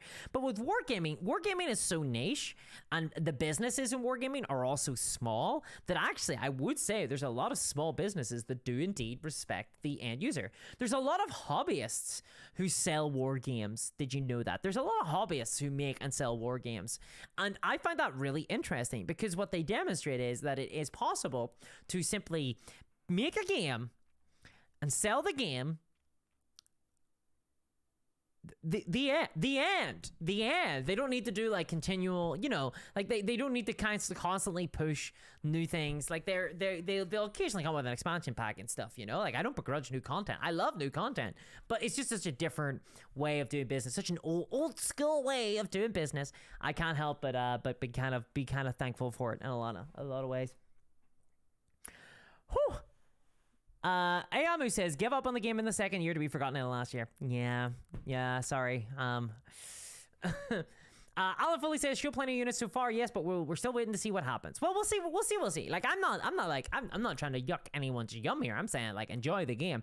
The lovely thing about miniature war games as well is that it's kind of forever, right? Like, you've got the product, now you can just play with the product.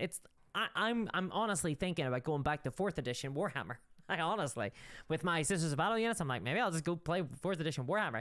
Except I'm kind of worried that it actually isn't good. Like, because I started on 4th edition Warhammer, so in my mind, it's the best version of Warhammer 40k. But it's like 20 years old now. I'm like thinking maybe it's not actually good. Maybe I just thought it was good because it was all I had played at the time. I'm kind of nervous about going back to it, but I kind of want to because I can build the Witch Hunter's army of my dreams now. So I even have one of those old school Inquisitors guys. Like I've got a bunch of models from back in the day. So I'm kind of tempted to do that, you know, like you can when you've got the books and stuff. That's like one of the nice things about books. That's why I don't like apps. Or at least subscription services, because the moment you stop paying into a subscription service, everything's taken away from you. There's no continuity anymore. There's no physicality to things anymore. So I do like books and things. I just don't like them when they're relied upon like they are a live service, the way Games Workshop does. Anyway, sorry, we're getting back off the point.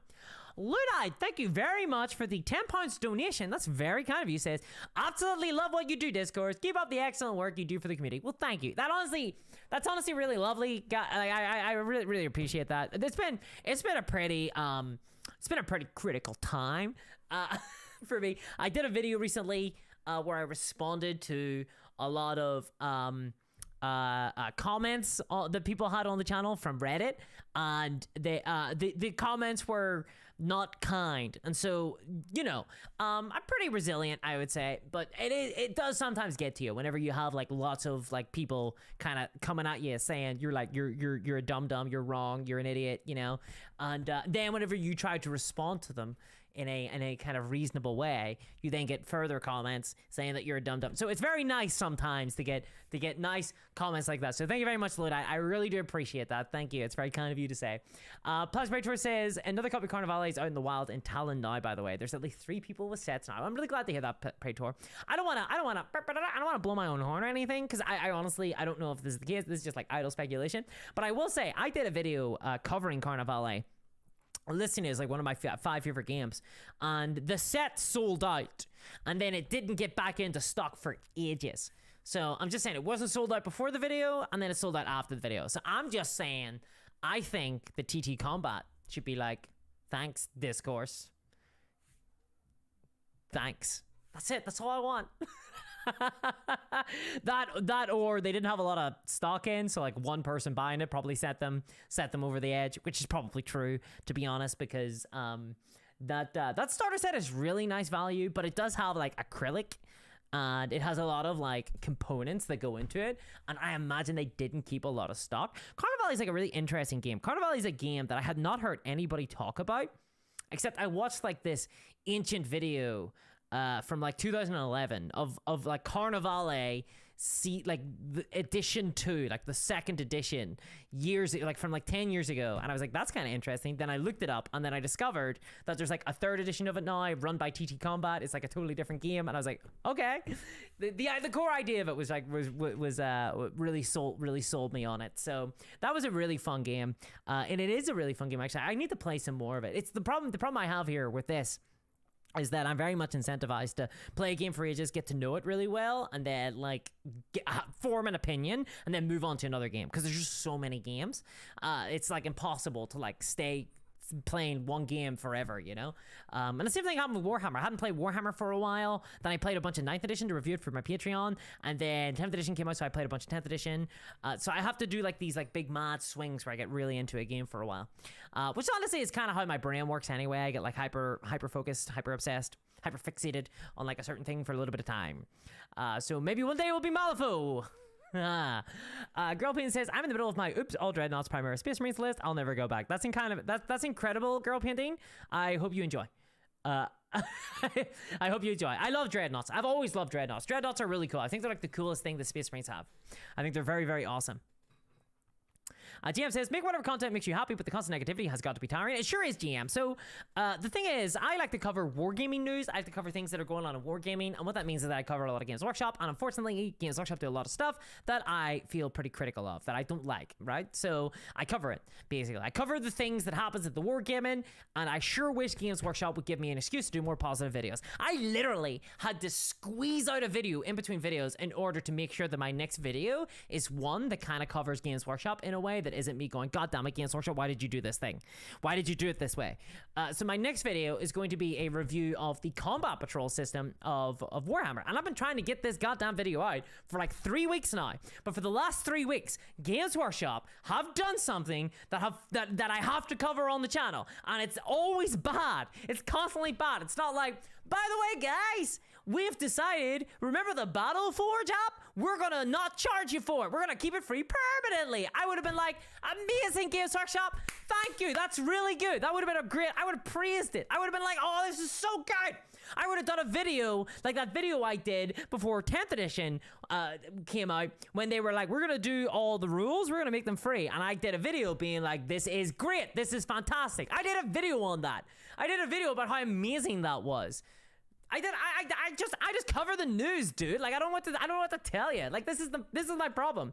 The people are like, you're really negative discourse, and I'm like, man, I really wish that like Games Workshop would stop being an asshole, because then I could in fact be like super positive all the goddamn time. But I can't. I don't want to moderate my opinions just for popularity or to increase the viewership. I don't want to like facilitate a broader appeal of the channel, which by the way would be the case for me to do that. I have to moderate myself. So no, I don't think I'll be doing that. I think instead what I'll be doing is actually covering Games Workshop and their corporate practices in a reasonable way, which to me means I'm critical. I'm critical of it. I assess what they do. I think about what they do. I wonder, is this good or is it bad for the industry? Is it good or bad for consumers? That is what I care about. I don't care whether or not, well, did you know the Games Workshop are a business? I don't care if they're a business. I'm a consumer. I get to have an opinion on that. God damn, man. It really frustrates me. Because I love wargaming. I really love wargaming. And I really enjoy Warhammer. I rib it a lot, but that's because there's a lot to rib. But I do enjoy the game. I play it a lot. I would say that I'm most likely probably one of the content creators on YouTube who does Warhammer content, who has played more Warhammer than anybody else. I've been playing it for 20 years. I've been playing different editions of Warhammer. I play it a lot. I've got lots of friends who played it or did play it for a while, but they fell out because of the pricing and things. And that makes me actually quite annoyed at a lot of the decisions, because I've seen them make similar decisions before in the past, or different decisions in the past as well. And I have a vision. I have an idea of what I want. I'm not somebody who's like, oh, I wonder what Games Workshop got up their sleeves. I want the game to be accessible. I want more people to be playing Warhammer. And because the way I view it is, the more people play Warhammer, the more people get into wargaming. And that's what I want. I want a big, healthy marketplace of goddamn war games. I want more choice. So yeah, it really frustrates me whenever Games Workshop do stuff that I think is short-sighted, that might profit them, it might create more profits for them, but I think it's unhealthy for the wider market. So yeah, I'll cover those things. For example, putting a paywall behind their Army Builder app. I don't care whether or not they warned us that they were going to put it behind a paywall, like 3 months ago when they were like, by the way, enjoy this while it lasts. I don't care if they said that. I would have liked them to say, oh, well, we're actually gonna just keep it free because it's really useful.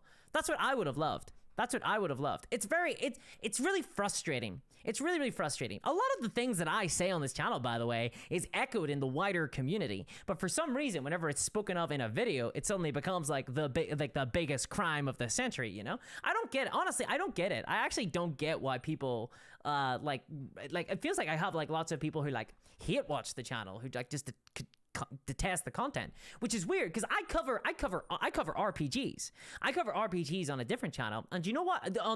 There's the comments are very different over there. The attitude of the community is very different over there because they understand that Wizards of the Coast, who are the big company behind Dungeons and Dragons, are a corporation that are trying to profit from the game. and that you have to actually make your voice heard. You need to stand up against monetization strategies, excessive monetization strategies.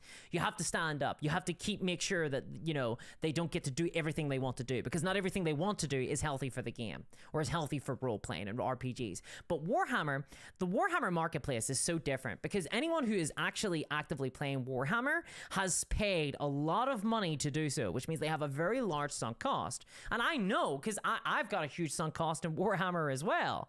And I probably wouldn't play Warhammer as much if I didn't have so many minis for it and so many friends who play it. There's a lot of people, I think, who are super like just negative. They just hate Warhammer, but they still play Warhammer. They're still part of the Warhammer community because it's the only game that their friends play. So they're kind of like, it's like a hostage situation. They're like, I love wargaming, but I have to play Warhammer. And I think that causes a lot of problems as well. So that's why I also like to talk about other war games, because I would like to see the marketplace be a lot healthier with other war games. So I'm on a little bit of a ranty tangent at the minute.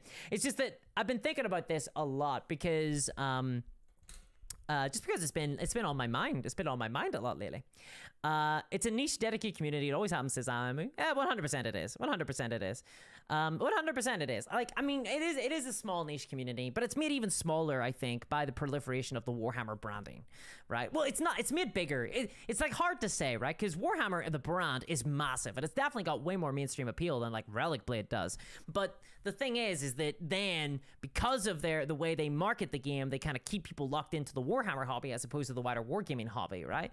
And I find that very pernicious. Eric, thank you very much for the donation. The $20 donation says, hey there from Denver, USA. That's really awesome. USA is probably one of my favorite countries. I'm a big Americana fan. Says, love your channel. You're the one that got me into Lunar and Don't Look Back. That's awesome. Both amazing games, by the way. Don't Look Back, awesome horror game. And Lunar is an incredible skirmish size, really small skirmish size mini war game. One of my favorites, actually. You're collecting moon rocks and fighting other people on the moon. It's a lot of fun. Plays D&D 3.75, BTKT, WC Original Deadlines, Tales from the Loop, and more. You hit all the sweet spots for me. That's awesome. Thank you so much, Eric. I really do appreciate that. That's very kind of you. Chin chin. That's very, very kind of you. Thank you very much. I really do appreciate that. The original Deadlands, huh? I've never actually played Deadlands. I've read the book. I have read like the rule book, but I've never played it. And I haven't played Tales from the Loop either. I've never gotten to play Tales of the Loop, but I'm really interested in it. But thank you very much. You're very kind. D&D 3.75 was where I started in. Actually, was the first D&D game I played. Was the first D&D game. The very first RPG I played was Dark Heresy, the Warhammer 40k RPG. But thank you very much. Frost says Discourse of the Coast. Freakish Uproar says, I think the overwhelming majority of D&D players grasp that Wizards of the Coast aren't their friend. There's still a stubbornly persistent set of GW loves me crowd. I think that for some reason it's become a little bit of a culture war issue in Warhammer. I don't know why. It's become like this weird culture war thing where there's like a segment of the community who feel like there is something more to their enjoyment of Warhammer. Like it's almost like it's become politicized in a way. It's very weird to me. So it's very odd. And I think that there is definitely a sunk cost element to it, like where with Dungeons and Dragons, for example, people have not invested as much money into it for sure, which means that they're way more willing to try other systems and stuff. Yeah, and Games Workshop, I think, have just been very successful in facilitating a kind of parasocial relationship with their customers, and also on top of that, the Warhammer IP is really fun. Dungeons and Dragons doesn't have the same like IP strength, where people don't connect emotionally with the Dungeons and Dragons IP as much, I think. Whereas with Warhammer, people really connect very, very heavily with the Warhammer IP. And so if I'm like saying the Games Workshop maybe are taking advantage of FOMO, right? People will say, oh God, that means that like I'm wrong to enjoy Warhammer, which is not what I'm ever saying. And I always try to make sure that that's not the case. I'm never trying to say that anyone's wrong for enjoying anything or having fun with anything, you know? Like I don't call for boycotts or anything on this channel. That's not what the channel's about. But thank you very much. I really appreciate that. Thank you. It's nice to know. It's nice to know. Thank you. Frost says a callback to Discourse being a wizard. Hell yeah. Jessica says there are huge sunk costs of Magic the Gathering players who get angry at Wizards and Hasbro. That is true, Jessica. That is true. I don't know. I don't know if it's maybe. I don't know what. I don't really know the Magic the Gathering community that well, honestly. So I just wouldn't even be able to comment on that. I do think that it's. I mean, the Warhammer community is even smaller than the Magic the Gathering community. It's even more. It's even smaller. And honestly, I feel like you can engage with Magic the Gathering a lot more casually than you can with Warhammer. Warhammer's really hard to engage with on a casual basis. With Warhammer, like even buying the supplies, like even buying the clippers and paints and stuff, it's like the guts of $100. I was looking at Combat Patrol. So in my review of Combat Patrol, I'm giving away the. You guys are in the second half of the stream here, so you're getting all the secret sauce. In my review of the Combat Patrol system, I talk about the pricing of it, and like even the most accessible product for Warhammer is an extremely expensive endeavor. It's $160 for a Combat Patrol box. That's $160. Now, imagine you want to buy 2 Combat Patrols because you want your kid or your wife or your partner to play with you. So you buy 2. That's what, $320 just like on the minis, like just to begin, before clippers are like, clippers and paints are like another 100 on top. That's like a games console, right? Like that's, or the better guts of like a Switch. Like that's crazy. And then all you've got is like 2 Combat Patrols. That's such a wild pricing. So to even get to the stage where you're like justifying those purchases, I think you have to be a massive fan. And so it kind of self-selects. I think the people who are like, oh boy, Games Workshop's too expensive, are probably just not buying Warhammer stuff. I think. But this is why One Page Rules is really massive. I see Venus Boy saying One Page Rules, and I think that is why One Page Rules is really massive, or like one of the reasons why. I think. I'm just speculating live with you guys here. I'm not even like this is like half formed. Like this isn't a video. This is me just going, hey, what's up? Technical Tortoise did a recent vid saying that the 40k 10th edition tournament scene has already become a toxic nightmare, with ground loss from 9th and trying to keep games civil. Says the I'm not surprised, because 10th edition has been so there's a lot of people, right? There's a lot of people who are getting into Warhammer with 10th edition, and they're like, why is everybody so negative? Why is everything so toxic, right? But there are people out there, and that's because they most likely have like bought minis and are in the process of painting them. Like they haven't played a game yet, or they've played like 1 or 2 casually. But like competitive players for the last like month have been playing a lot of 10th edition, and it is clear that the game itself is balanced very badly. But like balanced badly, not necessarily like I guess Space Marines are kind of good, best watch out for those guys. But like in a fundamentally, the game is sort of broken way. Like I don't want to say these things.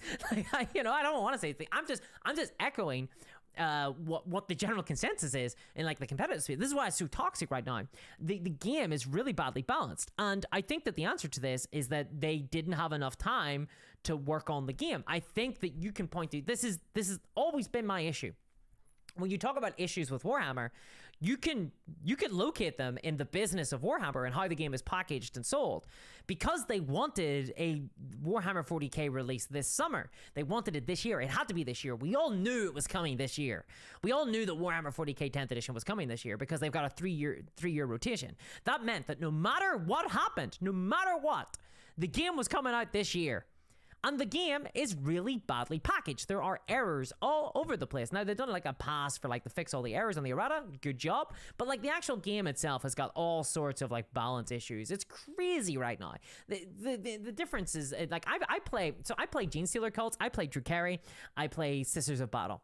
Sisters of Battle are garbage right now. They're really, really bad, and you can feel it. I'm like, I don't know how to kill enemy tanks. What are my options? I have to bring knights, like a different army, because none of my weapons actually have any like strength above like an 8. Unless I have to bring like another tank basically.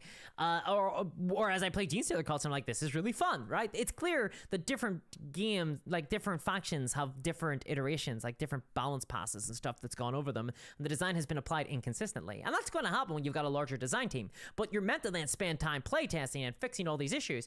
It feels like the game was kind of rushed out. We're in what I would call a beta period right now, but it's been sold as the actual release. And then they're going to slowly fix it over over 3 years with this by selling codices to the community. Like, this is a fundamentally broken business model. It doesn't work to release a good game. Like, what do you want? Do you want Games Workshop to make money, or do you want Games Workshop to make a good game? I prefer the latter, and also I think that will make them money. But like, that's what I prefer. They should have just went, okay, well, the game's not ready yet, we'll bring it out next year.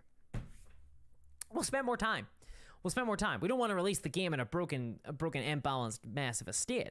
And yeah, there's a lot of stuff inside the game, but I mean, there are limits to what, like, you can put out a game with a little bit of balance here and there, right? There's plenty of war games that go out like that, but like Warhammer is kind of suffering, guys. It's got a lot of big issues at the minute. It's got a lot of big issues.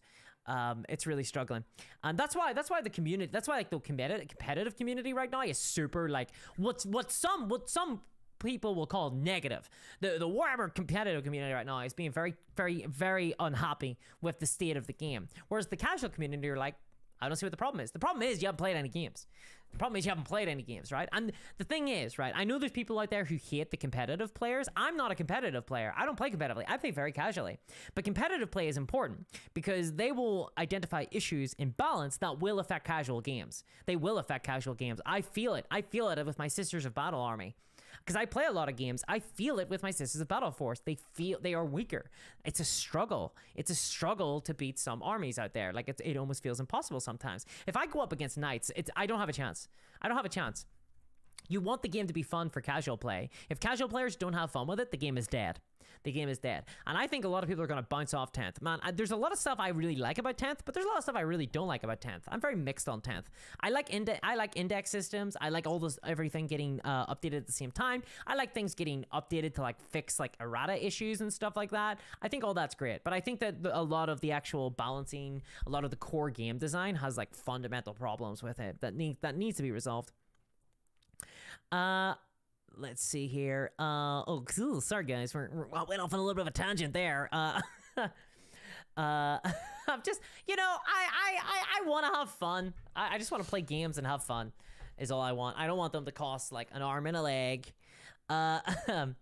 Kanata says, I think the approach they could take could change, but it's important to be realistic. I don't think it's unrealistic to expect a games company to spend a bit longer on their games if their games aren't good. Like, I don't think that that's unrealistic. And I think that they would do that if there was a demand for it. Like, if people were like actively, if people didn't buy into the game because they heard bad things, right? Like, bad press does get people to change stuff. Games Workshop got a ton of really good press with 10th edition. And I'm really worried because a lot of newer people have like bought in with 10th edition. And I'm very concerned when they start playing games that they're gonna have a really tough time. Right now, we're in the stage where everyone's buying models and painting them and stuff. But once we start seeing games come in, then you're gonna see the casual community slowly be like, what the hell? And that's probably gonna be driven by like competitive YouTubers and stuff too, like competitive players YouTubers. It's not gonna be driven by me. Like, it's not. I'm not gonna be swinging people anything about competitive play or anything. Siphon says, if we want to balance but overload a game, we need to get back to 9th edition. I don't think that the problem with 9th edition that was balanced. It was just too bloated. Like, you could have removed all the sub-factions for 9th edition. It would have been a better game. I think you could have gotten rid of all the auras and it would have been a better game. Like, there's some things that are fun. Like, I think the 10th edition's leader system where you put like leader models inside squads, I think that's better than auras. I think that the less stratagems for each unit army, that's better. That's way better. Like, there was definitely solutions. But there's things like Battle Shock. Like, the Battle Shock system is like one of the funniest jokes. When I play games with my friends, we always laugh about Battle Shock because it's always like, oh no, I'm Battle Shocked. I wonder if it'll do anything. And it never does. We roll it and we go, it didn't do anything. Oh no, I rolled over a 5 or a 6 on 2d6. What a surprise. And then in the occasional time that it does do something, you go, oh no, I guess I'll have to spend a CP to fix that.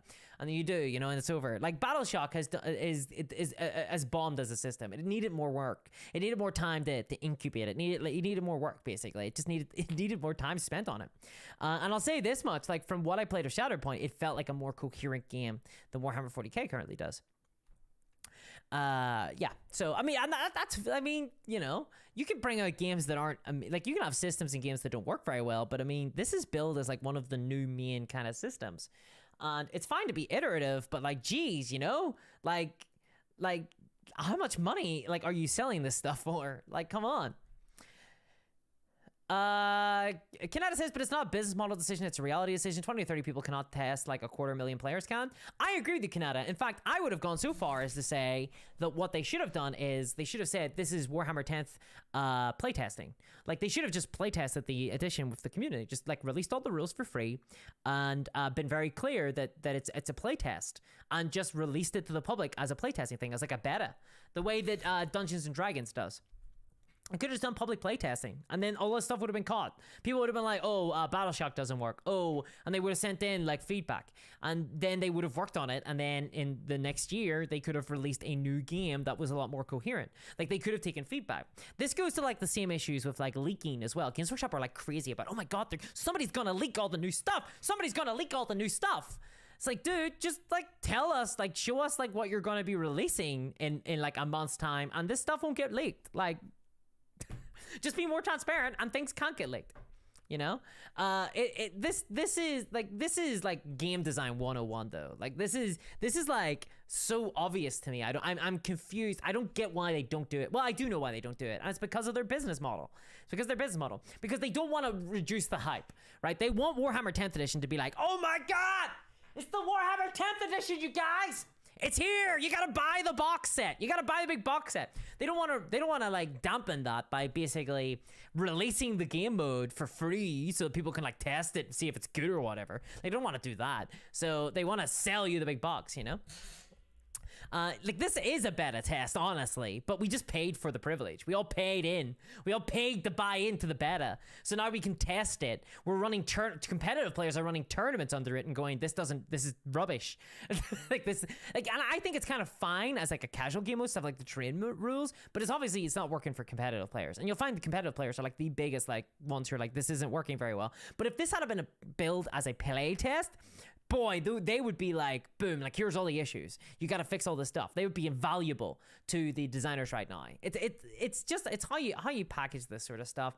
I feel like this would have been an easy win for Games Workshop if they had have just been more willing to allow the community to provide feedback. But this Games Workshop, like this is my big issue, and it kind of speaks to the Battle Forge, putting that behind a play wall. Was that Games Workshop have a very hostile attitude to the community. They do. Like they've got a very cynical take on the community, and they perceive the Warhammer community in terms of the dollar spend amount, and they want to keep people. They want to get new people. This is like why they want new people, is because they know that new people spend more. They like new people are like $3,000. That's how much. That you can put a price on them, right? They were $3,000 because the average person spends like $3,000 in the first year, and so that's what we want. And then we can build our model on the idea that we're going to get in like X amount of new people, which means that we've got like 100,000 to work with, and we can build our model off of that. And that's like it, right? Like so they don't need to make like a great game. They don't need to, because they're trying acquisition of new people constantly. The business model is everything.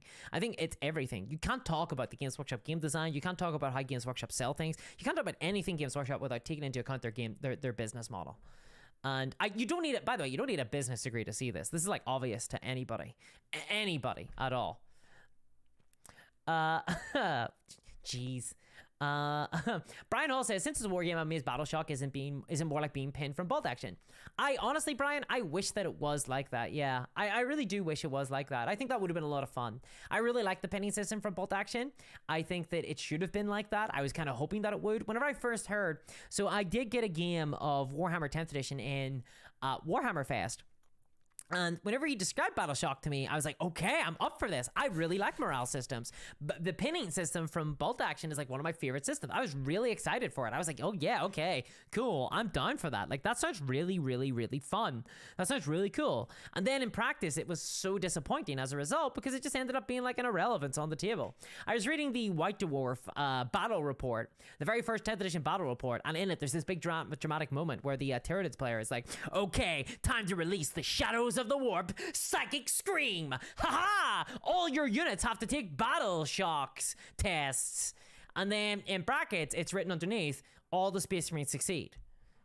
Oh, right. Okay. Never mind then. Wah, wah. Like, it made me laugh out loud. I was like, oh my god, like this system is so bad. Like, why didn't they see it? Like, how did they not reveal it? How did it not reveal itself in playtesting? I don't get it. Vixen God says Battleshock seems like an attempt at the suppression system of Legion. It's kind of vaguely similar, yeah, but then Legion's suppression system, its morale system kind of isn't that great either, because I used to play an Empire force that was based around trying to get units to run off the table. I had a Krennic list that was all about suppressing the enemy and like trying to fear will drive them back. And it didn't really work very well. It just wasn't really a playstyle that you could really use either. But it felt, at least, suppression felt way more impactful on the battlefield than Battleshock does, for sure. Like, I mean, whenever you play droids in Star Wars Legion, they don't get affected by Battleshock or by suppression. So you feel that whenever you're playing as the droids, like, for sure. Craig says the GW game I've played the most recently is Warhammer Quest. It's a very broken game, but it's still fun every time. Oh, I'm really glad you enjoy it, Craig. I've never played it myself. Amu says Chaos Knights are the ones to take advantage of Battleshock. That's not true. The Tyranids also are designed to kind of take advantage of Battleshock, but you never see it in practice because Battleshock is never a thing. Like, for example, like the Citizen Battle have a unit called the Dogmata, and she's like priced really aggressively, and her ability is like +1 to leadership checks, and I laugh at it. I'm like, no one will ever bring that because it never matters. Or if it doesn't matter, it's like, it's very rare. You know, it's like, it's such a, and then you just spend like 1 CP so that you can like get past Battleshock. Overboard says, I think the new codex is the drops you come up with new data cards for each unit if you know there's going to be a few units in FAQs. Yeah, like the data cards are really annoying because if there had been a balance period, they could have gotten like the game balance and then released the data cards, and that would have been pretty sick because then the data cards would be useful for like a longer period of time. Like when I released 10th edition, they were saying that they don't want to, they're like, we're not gonna be making any changes to the the data card, so feel free to like buy them because the codexes won't even have much of a change on them. And then like 1 week into it, everyone's like, these units suck, like half these units don't work, like you need to make all these changes, this thing's broken. They're like, oh, I'm sorry, our bad. And it's clear that some factions like need changes to their battle cards, like to their data sheets, if they're going to be useful at all. Like points changes aren't going to fix things. So yeah, I guess that dream is kind of over. But if they had done a public playtest, then they could have caught like so many. I can't express like how many. Every single time someone's like, it's actually impossible to test like the thousands of combinations with a playtesting team. And I'm like, not if it's public. If it's public, actually, it's very possible, because what we'd be doing is, you know, the first 3 months of Warhammer, what's happening right now, we'd be doing that, but like by design.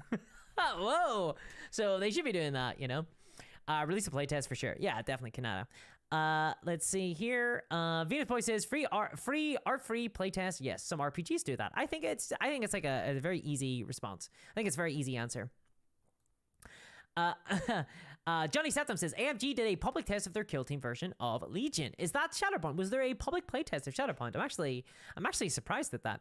Lorpia says Cover's Belly have a new book coming out with 3 new scenarios that have a code you can use to feed the results of your system. And by that, oh no, we've gone straight by. And by that, you can review the new rules they are trying. Cool, that's nice. Siphon says GW, naughty word of the balancing every edition. They have obviously lost the benefit of a doubt. Good night, Kev. Fare thee well. Amu says, releasing an incomplete product because GW is paranoid that it will influence the hype train. If GW wasn't so secretive, many problems relating to the product would be fixed. Agreed. They need to be more transparent, and I think that would actually resolve a lot of their problems. I think that being transparent would resolve a lot of their issues. Freaky Shopper says, GW are never going to stop the hype FOMO new edition every 3 months model of business if we keep buying it.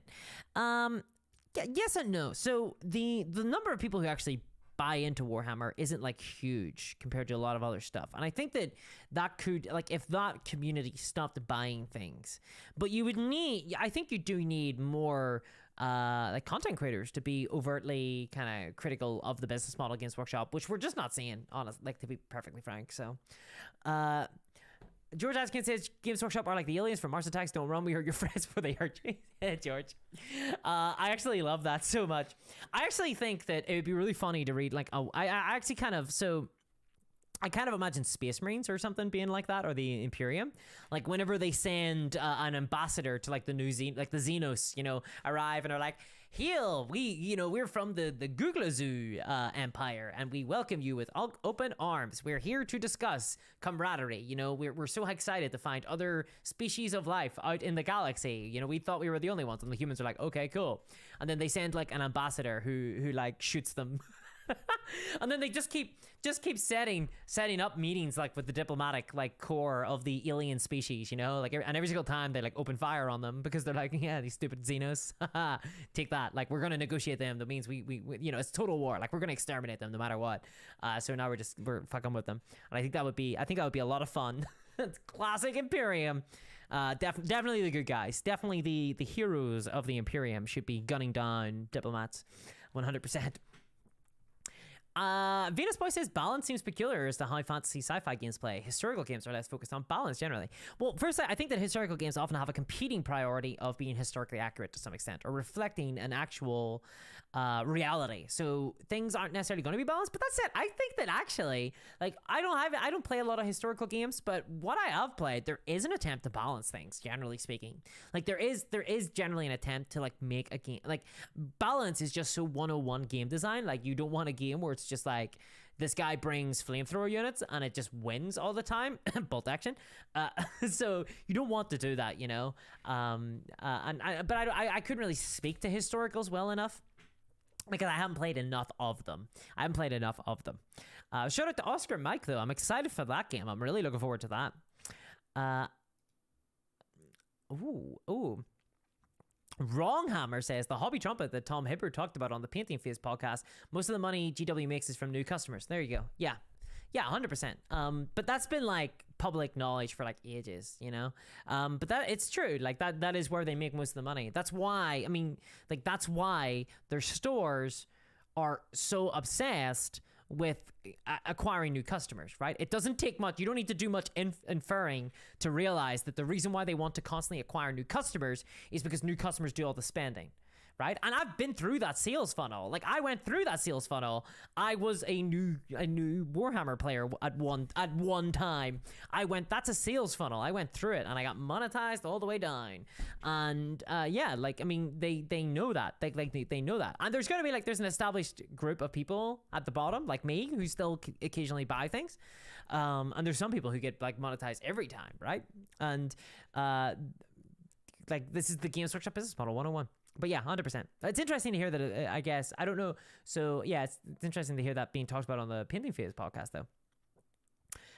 George says, Turnit's released Psychic Scream. Marines played Try Marine Ice Cream.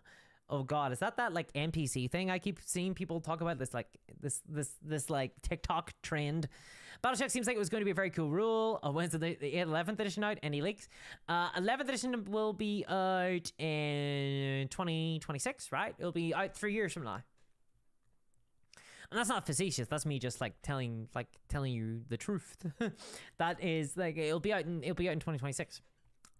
Unless something goes wrong, right? For Games Workshop. Chris says, thinking of buying Legions Imperialis, individually basing the models and just playing Horus Heresy on Teeny Tiny Table. Yeah, like I mean, there's definitely you could definitely play that. I don't see why not. George Askin says, tip for 28mm historical war games, they take ages. I would say that Bolt Action is like a super casual game, like very quick to play. And it's the most popular historical game that I'm aware of, but I can see like how some other ones, like Chain of Command, I guess, might take a while, because that has like an entire phase where you're like meeting each other's lines, right? Luda says, most historical war games are very balanced. I'm primarily a historical war gamer. For me, GW is a little niche in the hobby. It's really interesting to hear that from, because I think that historicals are definitely like they are like their own distinct thing from Warhammer. Like they survive in their own niche. But the last like 10-15 years we've seen a growth of like sci-fi fantasy games as people have gone on to like, we've just seen a real growth of those, and they have grown. But it's still really hard to like, there's no like community of wargamers that have formulated around that, I think, and that's really tough. So you have like content creators who are like trying to cover everything but Warhammer, and maybe not even historicals, and they really struggle to do so. It's like so niche. It's really tough.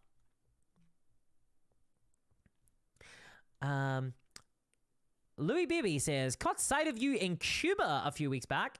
You're just hyper in the real world. Wish I had your energy. Louis, I think you might have spoken to one of my doppelgangers, perhaps a changeling, because I was not in Cuba recently. An attaché to the to the diplomat corps. So I don't know who you spoke to, but I'm glad to hear that they have a lot of energy. Goosemine Brandon says, I was watching you and this guy said, oh, she is a great consumer advocate and activist. He doesn't even play Warhammer. Well, that's very cool. That's very neat. Thank you. I'm glad to hear that. I do try to advocate here on this channel. Even if people don't like it sometimes. Symbiont Mullet says, all caught up, an hour of live stream at more than double speed. I am so sorry, Symbiont. You had to experience the stream on double speed.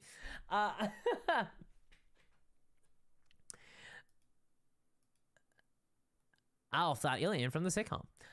Give BattleTech a second chance. Start with Alpha Strike. I genuinely, Eric, I am really sorely tempted. I am really tempted.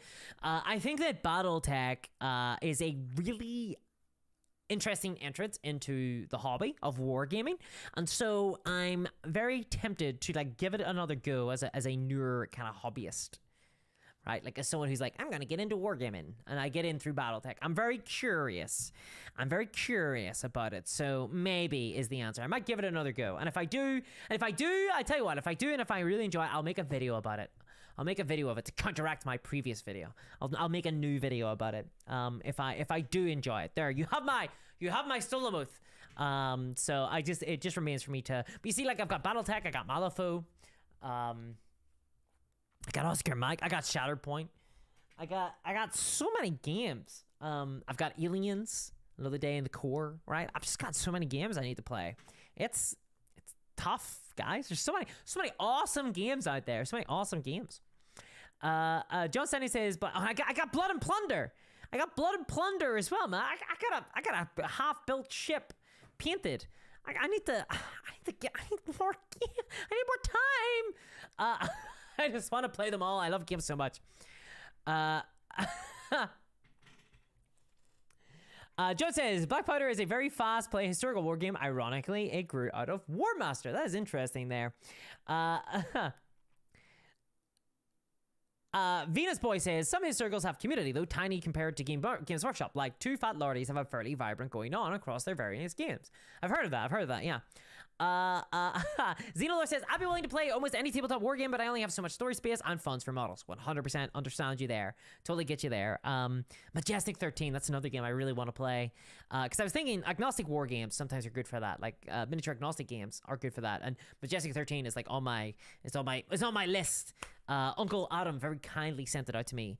Sent out a review copy, so I need to play that as well. That game is like a game that I've been wanting for a really long time. A sort of game where you like play like the CIA or the FBI or whatever, like trying to a conspiracy group kind of trying to shut down aliens and stuff. I think that's really cool. But yeah.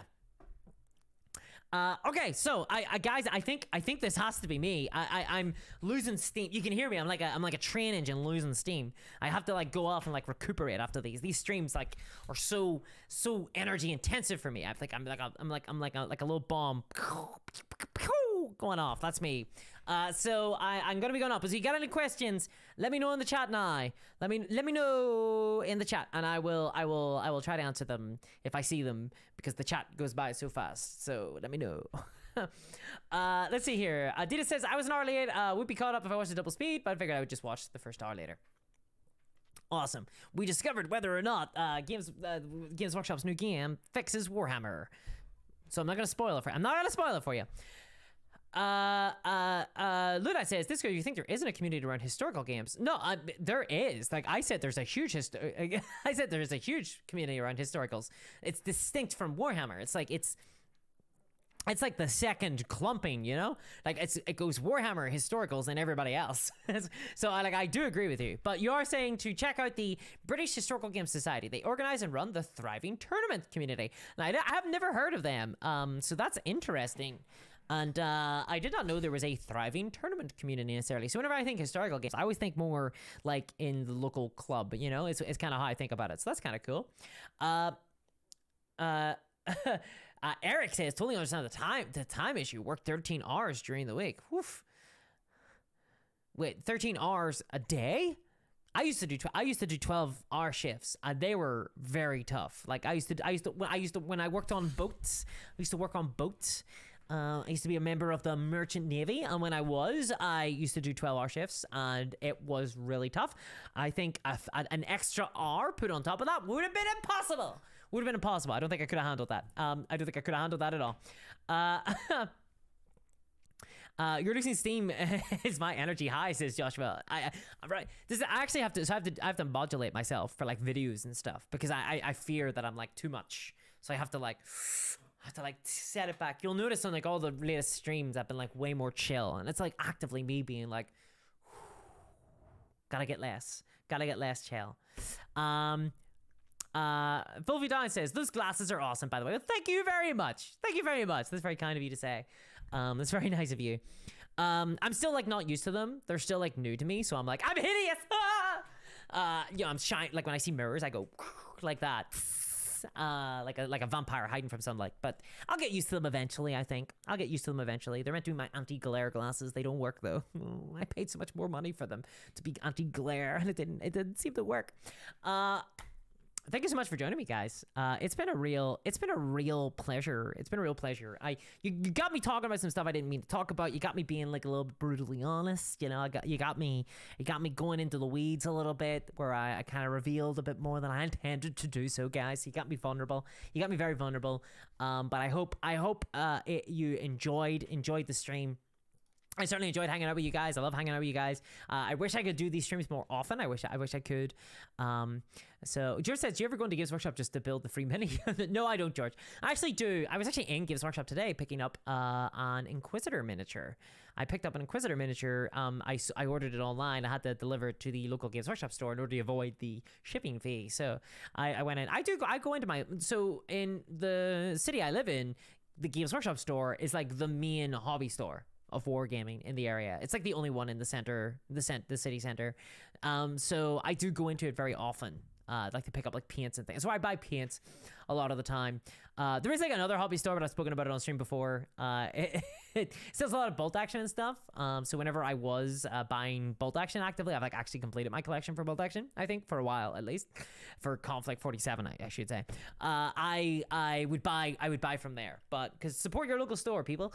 But I'll buy paints from like the Games Workshop store every so often whenever I'm buying contrast paints and things. If I'm not throwing it into like a Wayland Games order or anything like that. Affiliate link in the description below. Sorry, I had to do that. I had to do the YouTube thing. Have you considered doing a paint with me stream? Well, Saint Lord, you'll be interested to hear that this stream was meant to be a build with me stream where I built some Shadowpoint minis, but then we started talking, you know, and we ended up just talking so much that I ended up not building anything. So, but yes, actually, what I would love to do is do more hobby streams, because I do a lot of hobbying, and I'd love to do more of them on stream.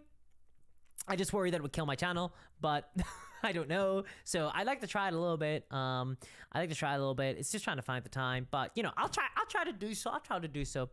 Let's see here. So, when are you gonna try Gorka Morka? Says Mac. Whenever a Gorka Morka box arrives at my door. Otherwise, I don't think I ever will. Like I don't know. I don't think I'm ever gonna go out of my way to buy a Gorka Morka. It's very old game now. You know.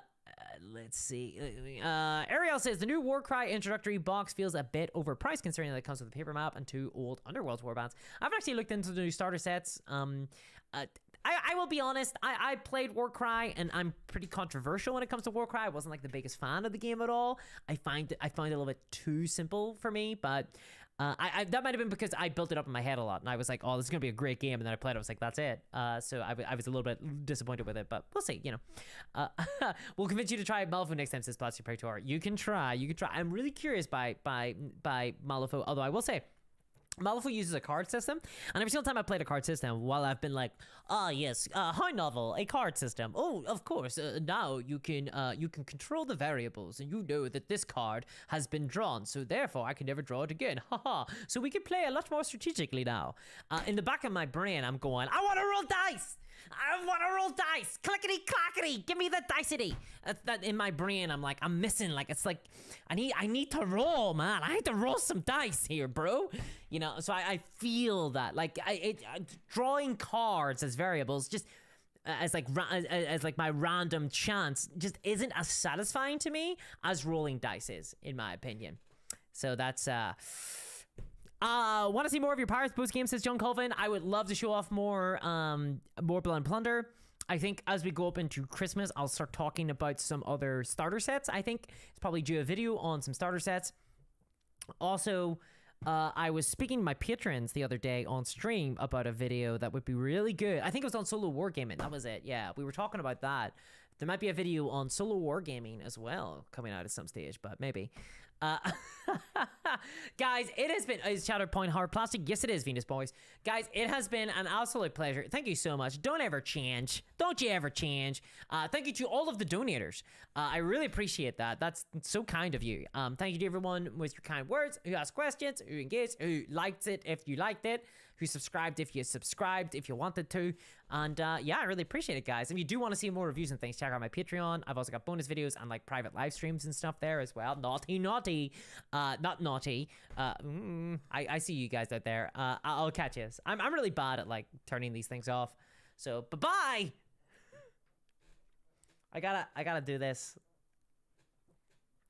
until I get caught up. There's like a lag, so.